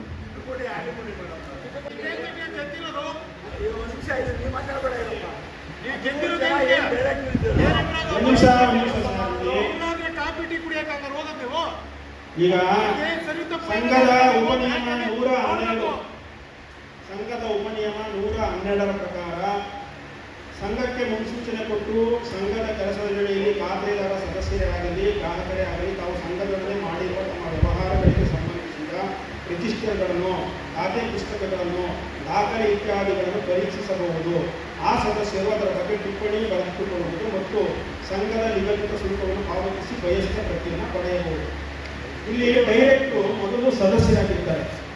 ಸರ್ಕಾರ ಸಂಘದಲ್ಲಿ ಡೈರೆಕ್ಟ್ರು ಸಾಮಾನ್ಯ ಸದಸ್ಯ ಅಂದರೆ ಡೈರೆಕ್ಟ್ರು ಸಹ ಸದಸ್ಯರೇ. ಹಾಗಾಗಿ ಡೈರೆಕ್ಟ್ರು ಎಲ್ಲ ಸದಸ್ಯರು ಅವರ ಸ್ವಂತ ಖಾತೆಯನ್ನು ಪರಿವೀಕ್ಷಣೆ ಮಾಡಲಿಕ್ಕೆ ಸ್ವಂತ ಖಾತೆಯ ದಾಖಲೆಗಳನ್ನ ಪಡ್ಕೊಳ್ಳಿಕ್ಕೆ ಅವ್ರು ಮಾತ್ರ ಅವಕಾಶ ಇರುತ್ತೆ. ಸಂಘದ ಕ್ರೋಢೀಕೃತ ದಾಖಲೆಗಳೇನಿದ್ದಾವೆ ಆ ಸಂಘದ ಕ್ರೋಢೀಕೃತ ದಾಖಲೆಗಳನ್ನ ಅಂದ್ರೆ ನವಲಿ ಪುಸ್ತಕ, ಕ್ಲಾಸ್ ಬುಕ್, ಡೈಲಿ ಪುಸ್ತಕ, ಸ್ಕ್ರೋಲ್ ಬುಕ್, ಸಂಘದ ವ್ಯವಹಾರಗಳ ಕ್ರೋಢೀಕೃತ ದಾಖಲೆಯನ್ನ ಯಾವಾಗ ಬೇಕಾದ್ರೂ ನಿರ್ದೇಶಕರು ಪಡ್ಕೊಳ್ಬೋದು. ಯಾವುದೇ ವೈಯಕ್ತಿಕ ಖಾತೆಯನ್ನ ಪಡ್ಕೊಳ್ಳಿಕ್ಕಾಗ್ಲಿ ವೀಕ್ಷಣೆ ಮಾಡ್ಲಿಕ್ಕಾಗ್ಲಿ ಅವಕಾಶ ಇಲ್ಲ. ಈಗಾಗಲೇ ನನಗೆ ಸುಮಾರು ಈ ಒಂದು ಹಿಂದೆ ಒಂದು 3-4 ಜನ ಬಂದು ನಮ್ಮ ಖಾತೆ ಮಾಹಿತಿಗಳನ್ನ ಯಾರೋ ತಗೊಂಡೋಗಿ ಇನ್ಕಮ್ ಟ್ಯಾಕ್ಸ್ ಕೊಟ್ಟಿದ್ದಾರೆ, ಯಾರೋ FD ಇರ್ತಾರೆ, SPT ಇರ್ತಾರೆ, ಸಾಲದ ಖಾತೆ ಇರುತ್ತೆ. ಒಂದು ನಿಮಿಷ ಮಾತು ಸಮಯ FD ಮಾಡಿರೋದು ನಮ್ಗೆ ನೀವು ಖಾತೆಯಲ್ಲಿ ಕೊಡಬೇಡಿ. ಯಾರೋ ಒಬ್ಬ ಡಾಕ್ಯುಮೆಂಟ್ಸ್ ಲೋನ್ ತಗೊಂಡಿರ್ತಾನೆ ಮಾಡ್ತಾನೆ ಆ ಥರ ಇದನ್ನ ಈಗ ನೀವು ಮಾಡಿ ನಾವು ಮಾತಾಡೋದು ಏನು ನಿಮಗೆ ತಪ್ಪಾಗಿ ಕಾಣಿಸ್ತದೆ ಡಾಕ್ಟ್ರೆ, ಕಾಣಿಸ್ತದೆ ಈಗ ಬೇರೆ ಏನ್ ಮಾಡೋದು ತಪ್ಪಾಗಿ ಕಾಣಿಸ್ತದೆ. ಒಂದು ಉದಾಹರಣೆ ಹೇಳ್ತೀನಿ. ನಮ್ಮ ಉಮಾಶಂಕರ್ ಅವ್ರದ್ದು ಸಾಲದ ಖಾತೆ, ನೀವು ಉಮಾಶಂಕರ್ ಅವರು ಸಾಲದ ಖಾತೆ ಇರುತ್ತೆ. ನಮ್ಮ ಇನ್ನೊಬ್ರು ಪ್ರಾಣೇಶ್ ಅವರು ಉಮಾಶಂಕರ್ ಅವ್ರ ಹತ್ರ ಒಂದು 500 ರೂಪಾಯಿನೋ 1000 ರೂಪಾಯಿನೋ 2000 ರೂಪಾಯಿನೋ ಕಷ್ಟಪಟ್ಟು 50,000 ರೂಪಾಯಿ ಸಾಲ ಕೇಳ್ತಾರೆ. ಅವ್ರು ಗೊತ್ತಿರುತ್ತೆ, ಡೈರೆಕ್ಟರ್ ನಿಂತ್ಕೊಳ್ಳಿ, ಪ್ರಾಣೇಶ್ ಅವ್ರು ನಾನೇ ಡೈರೆಕ್ಟರ್ ನಿಂತ್ಕೊಳ್ಳಿ. ಡೈರೆಕ್ಟ್ರು ಅವ್ರು ಓಡಿ ಸಾಲದಲ್ಲಿ ಬ್ಯಾಲೆನ್ಸ್ ಇರುತ್ತೆ. ಒಂದು 50,000 ರೂಪಾಯಿ ಸಾಲ ಕೊಡಿ ಅಂತ ಅಂದಾಗ ಏನೋ ಹಂಗೆ ಎಲ್ಲೋ ಓಡಿ ಐತೆ ಏನೋ ಕೇಳಿರ್ತಾರೆ. 50,000 ರೂಪಾಯಿ ನಾನು ಕೊಡಪ್ಪ ಅಂತ ಹೇಳ್ಬಿಟ್ಟು ಹೇಳಿದಾಗ ನನಗೆಲ್ಲ ಕಳಿಸ್ಕೊಟ್ಟು ಅಂತ ಸಾಲ ಇಲ್ಲ ಅಂತ ಹೇಳಿರ್ತಾರೆ. ನಾನು ನಿರ್ದೇಶಕ ನಿಮ್ಮ ಖಾತೆನ ನೋಡ್ಬಿಟ್ಟು ನಿನ್ನದು ಏನಮ್ಮ ಇದು ನಿಮ್ಮ ಓಡಿ ಖಾತೆಯಲ್ಲಿ 2 ಲಕ್ಷ 3 ಲಕ್ಷ ದುಡ್ಡಿತ್ತು, ನಾನು 50,000 ದುಡ್ಡು ಕೊಡಲಿಲ್ಲ ಅಂತ ಕೇಳಿದಾಗ ಯಾರು ಬಂದು ಕೇಳ್ತೀವಿ ನೀವು? ನನ್ನ ಓಡಿ ಸಾಲದ ಖಾತೆನ ಅವನಿಗೆ ಹೆಂಗೆ ತೋರಿಸಿದ್ರಿ ಅಂದ್ರೆ ನಾವೇನು ಉತ್ತರ ಕೊಡಬೇಕು? ರಹಸ್ಯ ಕಾಪಾಡೋದು ಅಂದ್ರೆ ಏನು? ಈ ಸಂಸ್ಥೆ ಇರೋದು ರಹಸ್ಯ ಕಾಪಾಡೋದು ಅಂತ ಏನು ಸ್ವಾಮಿ? ಬೇರೆ ಸಾಲದ ಖಾತೆ ಠೇವಣಿ ಖಾತೆ ಕೊಡೋದಕ್ಕೆ ಇರೋದು ಸಾಧ್ಯ ಇಲ್ಲ, ಅದು ಕೊಡೋದಿಲ್ಲ. ಸದಸ್ಯರಿಗೆ ಅಂದ್ರೆ ಡೈರೆಕ್ಟರ್ಗಳಿಗೆ ಸಂಘದ ಕ್ರೋಢೀಕೃತ ವ್ಯವಹಾರಗಳು, ಸಂಘದ ಉಪನಿಯಮ, ಸಂಘದ ಕ್ಲಾಸ್ ಬುಕ್, ಸಂಘದ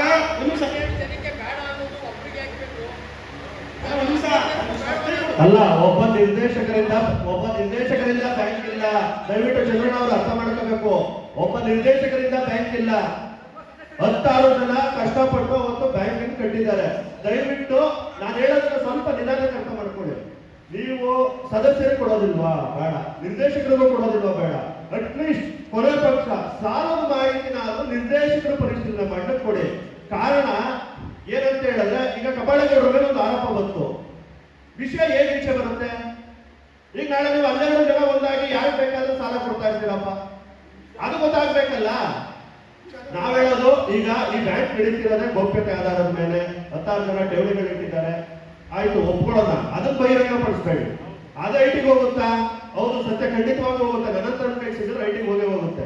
ಸಾಲದ ಮಾಹಿತಿನ ಅದು ಬಹಿರಂಗ ಪಡಿಸೋದಿಲ್ಲ ಅಂತ ಹೇಳಿದ್ರೆ, ನೋಡ್ಲಿಕ್ಕೆ ಅವಕಾಶ ಸಿಗೋದಿಲ್ಲ ಅಂತ ಹೇಳಿದ್ರೆ, ಅಂದ್ರೆ ನಿಮ್ಮಿಂದ ಯಾರೋ ಒಂದಷ್ಟು ಜನ ತಂದಿಡ್ತಾರೆ, ನಾವೇನೋ ಒಂದಷ್ಟು ಜನ ಇಟ್ಕೊಳ್ಳೋಣ, ಮಿಕ್ಕ ಸದಸ್ಯರು ಬಂದು ಆರಾಮಾಗಿ ಒಂದು ಕಾಫಿ ಟೀ ಕುಡಿದು ಹೋಗಿ 1 ವರ್ಷಕ್ಕೊಂದ್ಸರಿ ಅಂತನಾ? ನನ್ನ ಜನ ನೀವೇ 1 ವರ್ಷ ಕೇಳಿದ ಪ್ರಶ್ನೆಗಳು, ಕೇಳಿದ್ರೆ ನೀವೇ ಕೇಳಿದ ಪ್ರಶ್ನೆ. ನೀವು ನಮ್ಮ ಪ್ರತಿನಿಧಿ ಆಗ್ತೀರಿ ಅಂತ ಅಲ್ಲಿ ಕೂರಿಸಿದ್ರೆ ನೀವು ಮಾತಾಡೋದೇ ಇಲ್ಲ ಇವತ್ತು ಅಂದ್ರೆ ಏನ್ ಅರ್ಥ? ಏನು ಅಟ್ಯಾಚಿಗಳು ಭಾಗಿಯಾಗ್ತಾವ್ರ ಇದ್ರಲ್ಲಿ? ದಯವಿಟ್ಟು ನನಗೆ ಉತ್ತರ ಬೇಕು. ಜೊತೆಗೆ ಈಗ ನಿರ್ದೇಶಕರು ಏನು ಪ್ರಸ್ತಾಪಿಸಿದ್ದಾರೆ, ಅಟ್ಲೀಸ್ಟ್ ಕೊನೆ ಪಕ್ಷ ಸಾಲದ ಮಾಹಿತಿನ ನೋಡ್ಲಿಕ್ಕೆ ಅವಕಾಶ ಮಾಡಿಕೊಡಿ. ಅಷ್ಟೊಂದು ಇಲ್ಲ ಅಂತ ಹೇಳಿದ್ರೆ ಅಂದ್ರೆ ಅರ್ಬನ್ ಬ್ಯಾಂಕ್ ಇಂದ ಸದಸ್ಯರೆಲ್ಲರೂ ಉಚ್ಚಾಟಿಸ್ಬಿಡಿ. ನೀವು 12 ಜನ ಏನಿದ್ದೀರೋ ನೀವು ಬ್ಯಾಂಕ್ ನಡೆಸ್ಕೊಂಡು ಹೋಗಿ. ಇನ್ನು ಮುಂದೆ ಎಲ್ರಿಗೂ ನೋಟಿಸ್ ಬೋರ್ಡಲ್ಲಿ ಪ್ರಚುರ ಪಡಿಸ್ತೀವಿ. ಈಗ ಉಸುಲಾತಿ ಸಮಿತಿ ಮೊದಲಿರಲಿಲ್ಲ, ಈಗ ಉಸುಲಾತಿ ಸಮಿತಿ ಮಾಡಿದ್ಮೇಲೆ ಎಲ್ಲ ಸಾಲಗಾರರ ಖಾತೆಯನ್ನು ಕ್ರೋಢೀಕರಿಸಿದ್ದೀವಿ. ಈಗ ಯಾರ್ಯಾರು ಸುಸ್ತಿದಾರಾಗಿದ್ದಾರೋ ಫಸ್ಟ್ ನೋಟಿಸ್ ಬೋರ್ಡಲ್ಲಿ ಹೆಸರಾಗ್ತಿದೆ. ಆ 1 ತಿಂಗಳಲ್ಲಿ ಬಂದು ಅವರು ವಾಪಸ್ ಕಟ್ಟದೇ ಇದ್ರೆ ನೆಕ್ಸ್ಟ್ ಪೇಪರಲ್ಲಿ ಅವ್ರ ಫೋಟೋ ಸಮೇತ ಸೂರಿಟಿ ದಾಖಲೆ ಸೇರಿಸಿ ಹಾಕ್ತೀವಿ. ತೀರ್ಮಾನ ಮಾಡಿದ್ದೀವಿ. ಅದು ಸುಸ್ತಿ ಕೊಡ್ತೀನಿ, ಅದ್ರಲ್ಲಿ ಓದ್ಬೇಕು. ನಿರ್ದೇಶಕರ ಕೆಲಸ ಏನು, ಉಪಾಧ್ಯಕ್ಷರ ಕೆಲಸ ಏನು, ಅಧ್ಯಕ್ಷರ ಕೆಲಸ ಏನು, ಅದೇನಾದ್ರು ಸಣ್ಣದಾಗಿ ಹೇಳ್ಬೋದಾ? ಅದನ್ನೆಲ್ಲ ಇರ್ತದೆ. ನಿರ್ದೇಶಕರು ಏನ್ ಮಾಡಬೇಕು, ಅಧ್ಯಕ್ಷರು ಏನ್ ಮಾಡಬೇಕು, ಉಪಾಧ್ಯಕ್ಷರು ಏನ್ ಮಾಡಬೇಕು ಎಲ್ಲ ಇರ್ತದೆ. ಅದಕ್ಕೆ ಕಾಪಿ ಕೊಡ್ತೀವಿ, ಓದ್ಕೊಳ್ಳಿ. ಅದನ್ನೇನು ಕೇಳಕ್ಕೆ ಟ್ರೈನ್ ತಿಳ್ಕೊಬೇಕು, ಆ ಕಾಪಿ ಕೊಡ್ತೀವಿ, ತಗೊಳ್ಳಿ. ಒಬ್ಬ ನಿರ್ದೇಶಕರಿಗೆ ಅವ್ನು ನೋಡ್ಲಿಕ್ಕೆ ಎಲ್ಲ ಅವಕಾಶ ಇದೆ, ಆದರೆ ದಾಖಲೆ ಸಂಗ್ರಹಿಸಕ್ಕಿಲ್ಲ. ಆಮೇಲೆ ವೈಯಕ್ತಿಕ ಖಾತೆ ಮಾತ್ರ ಇಲ್ಲ ಕ್ರೋಢೀಕೃತ ಖಾತೆ ಎಲ್ಲ ನಿರ್ದೇಶಕರಿಗೂ ಎಲ್ಲರೂ ನೋಡಕ್ಕೆ ಅವಕಾಶ ಇದೆ. ನಾನು ಸದಸ್ಯನಾಗಿ ಕೇಳ್ತಿರ್ತಕ್ಕಂಥದ್ದು ಕೇವಲ ಸಾಲಕ್ಕೆ ಸಂಬಂಧಪಟ್ಟ ನನ್ನ ಅಭಿಪ್ರಾಯ. ಬೇರೆಯವ್ರದ್ದೇನಾದ್ರೂ ಅಭಿಪ್ರಾಯ ಇರ್ಬೋದು. ಸಾಲ ಮತ್ತು ಸುಸ್ತಿ ಯಾವ ಆಧಾರದ ಮೇಲೆ ಸ್ಯಾಂಕ್ಷನ್ ಆಗಿದೆ, ಅದು ಕ್ರಮ ಏನಾಗಿದೆ, ಮತ್ತಿನ್ನೊಂದು ವಿಷಯ ನೀವೇ ಅಧ್ಯಕ್ಷರ ಅನುಮತಿ ಮೇರೆಗೆ ಮಂಡಿಸ್ಲಿಕ್ಕೆ ಸಾಧ್ಯನಾ ನಾನು? ಯಾಕಂದ್ರೆ ನಾನೊಂದು ಬೈಲಾ ಕಾಪಿ ತಮಗೆ ಕೇಳಿದ್ದೆ, ಅದರಿಂದ ನನಗೆ ಎಷ್ಟು ಅನುಭವ ಆಗಿದೆ, ಬ್ಯಾಂಕ್ ಅಲ್ಲಿ ಯಾವ ರೀತಿ ನಡೀತಿದೆ ಅನ್ನೋದನ್ನ ಏನಾದ್ರು ಮಂಡಿಸ್ಲಿಕ್ಕೆ ಸಾಧ್ಯನಾ? ಸರ್ವ ಸದಸ್ಯರ ಸಭೆಯಲ್ಲಿ ನೀವು ಒಂದು ವಾರ ಮುಂಚಿತವಾಗಿ ಅಂತ ಹೇಳ್ತೀರಿ. ಸಭೆ ನಡೆಯೋ ದಿನಾಂಕನೇ ಗೊತ್ತಿರೋದಿಲ್ಲ, ನೀವು ಮೆಸೇಜ್ ಹಾಕಿದ ಮೇಲೆ ಗೊತ್ತಾಗುತ್ತೆ. ಮತ್ತೆ ನಾನು ಬ್ಯಾಂಕ್ ನೋಟಿಸ್ ಕೊಡೋದು ಯಾವಾಗ, ನನ್ನ ವಿಷಯ ಬರೋದು ಯಾವಾಗ? ಮಾಡಿದ್ದೀನಿ ಅಂತ ಹೇಳ್ತಿಲ್ಲ ನಾನು. ನೋಡಿದ್ರೆ ನಿಮ್ಗೆ ಮಾಹಿತಿ ಕೊಡ್ಲೆ, ನಾನು ಪ್ರಶ್ನೆ ಕೇಳಬೇಕು ಅಂತ ಹೇಳಿ ನಾನು ಮಾಹಿತಿ ಕೊಡೋದು ಯಾವಾಗ ನಿಮಗೆ? ಹೇಳ್ತಾ ಇದ್ದೀರಾ ಬೈಲಾದ ಬಗ್ಗೆ ಸಂಬಂಧಪಟ್ಟಂತೆ ಮುಂದಿನ ಇದರಲ್ಲಿ ಸರ್ವ ಸದಸ್ಯರ ಸಭೆಯಲ್ಲಿ ಚರ್ಚೆ ಮಾಡೋಣ. ದಯವಿಟ್ಟು ಅದೊಂದು ಅಂಶ ಈಗಲೇ ಸೇರಿಸ್ಕೊಂಡ್ರೆ ಉತ್ತಮ ಅನಿಸುತ್ತೆ. ಯಾಕಂದ್ರೆ ಬೈಲ ವಿಷಯ ಕೆಲವು ಚರ್ಚೆಗಳಿದೆ, ಅದಕ್ಕೆ ಸಂಬಂಧಪಟ್ಟ ಹಾಗೆ ಶುಲ್ಕಗಳನ್ನ ಯಾವ ಆಧಾರದ ಮೇಲೆ ತಗೊಳ್ತಿದ್ದೀರಿ ಏನು ಅನ್ನೋದೆಲ್ಲ ಇದೆ. ಬೈಲ ಮಾಹಿತಿ ಮುಂದಿನ ಸರ್ವ ಸದಸ್ಯರ ಸಭೆ ಕೆಲಸ ಮಾಡಿ ಸರ್ವ ಸದಸ್ಯರ ಸಭೆಯಲ್ಲಿ ಚರ್ಚೆಗೆ ಈಗ ಮಾನ್ಯ ನಿರ್ದೇಶಕರು ಹೇಳ್ತಿದ್ದಾರೆ ನಾಳೆನೇ ಕೊಡಿ ಅಂತ, ಅವ್ರ ಹತ್ರ ತಲುಪಿಸ್ಬಿಡ್ತೀನಿ. ಜವಾಬ್ದಾರಿ ಆಡಳಿತ ಮಂಡಳಿ ಆಗಿರುತ್ತೆ. ಕಚೇರಿಗೆ ಬಂದ್ರೆ ಏನಾಗುತ್ತೆ ಅಂತ ಹೇಳಿದ್ರೆ, ಏನ್ ಕೇಳಿದ್ರು ಕಬಳಗೌಡರ ಹತ್ರ ಹೋಗ್ಬೇಕು, ಅಧ್ಯಕ್ಷ ಹತ್ರ ಹೋಗ್ಬೇಕು. ಕಚೇರಿ ಸಿಬ್ಬಂದಿ ಕೆಲಸ ಏನಂತೆ ಅಂದ್ರೆ ಠೇವಣಿ ತಗೊಳ್ಳೋದು ಕಳಿಸೋದು ಅಷ್ಟೇ. ಸಿಇಒ ಅವರು ಆ ರೀತಿ ಆಗಿದ್ದಾರೆ. ಸಿಇಒ ಅವರು ಇನ್ಚಾರ್ಜ್ ಇದ್ದಾರೆ, ಪ್ರಭಾರ ಇದ್ದಾರೆ. ಆಡಳಿತ ಮಂಡಳಿ ನಿರ್ಣಯ ಆಗಿರೋ ಪ್ರಕಾರ ಇದೊಂದು ಸಂದಿಗ್ಧ ಕಾಲ. ಹಾಗಾಗಿ ಯಾವ್ದಾದ್ರು ಒಂದು ವಿಚಾರ ಬಂದಾಗ ಆಡಳಿತ ಮಂಡಳಿ ಗಮನಕ್ಕೆ ತರಬೇಕು ಅನ್ನೋದು ಈಗಾಗಲೇ ತೀರ್ಮಾನ ಆಗಿದೆ. ಹಾಗಾಗಿ ಅದನ್ನ ಅವ್ರು ಪಾಲನೆ ಮಾಡ್ತಿದ್ದಾರೆ.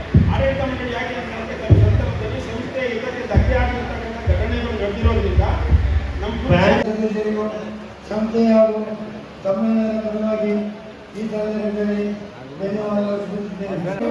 ಸಂಸ್ಥೆಯಲ್ಲಿ ಪ್ರವೇಶಿಸಿರುವ ಎಲ್ಲ ಠೇವಣಿದಾರರಿಗೂ ಹಾಗೂ ಕನಕಪುರ ಮಹಾಜನತೆಗೂ ಸಂಘದ ಮುಂದಿನ ಅಭಿವೃದ್ಧಿಗೆ ಇನ್ನೂ ಹೆಚ್ಚಿನ ಸಹಕಾರ ಕೋರಿ ಸಂದರ್ಭದಲ್ಲಿ ಸಂಸ್ಥೆಯ ಹಾಗೂ ಸಮ್ಮೇಳನದ ಪರವಾಗಿ ಈ ಸಂದರ್ಭದಲ್ಲಿ ಧನ್ಯವಾದಗಳನ್ನು ಅರ್ಪಿಸುತ್ತೇನೆ.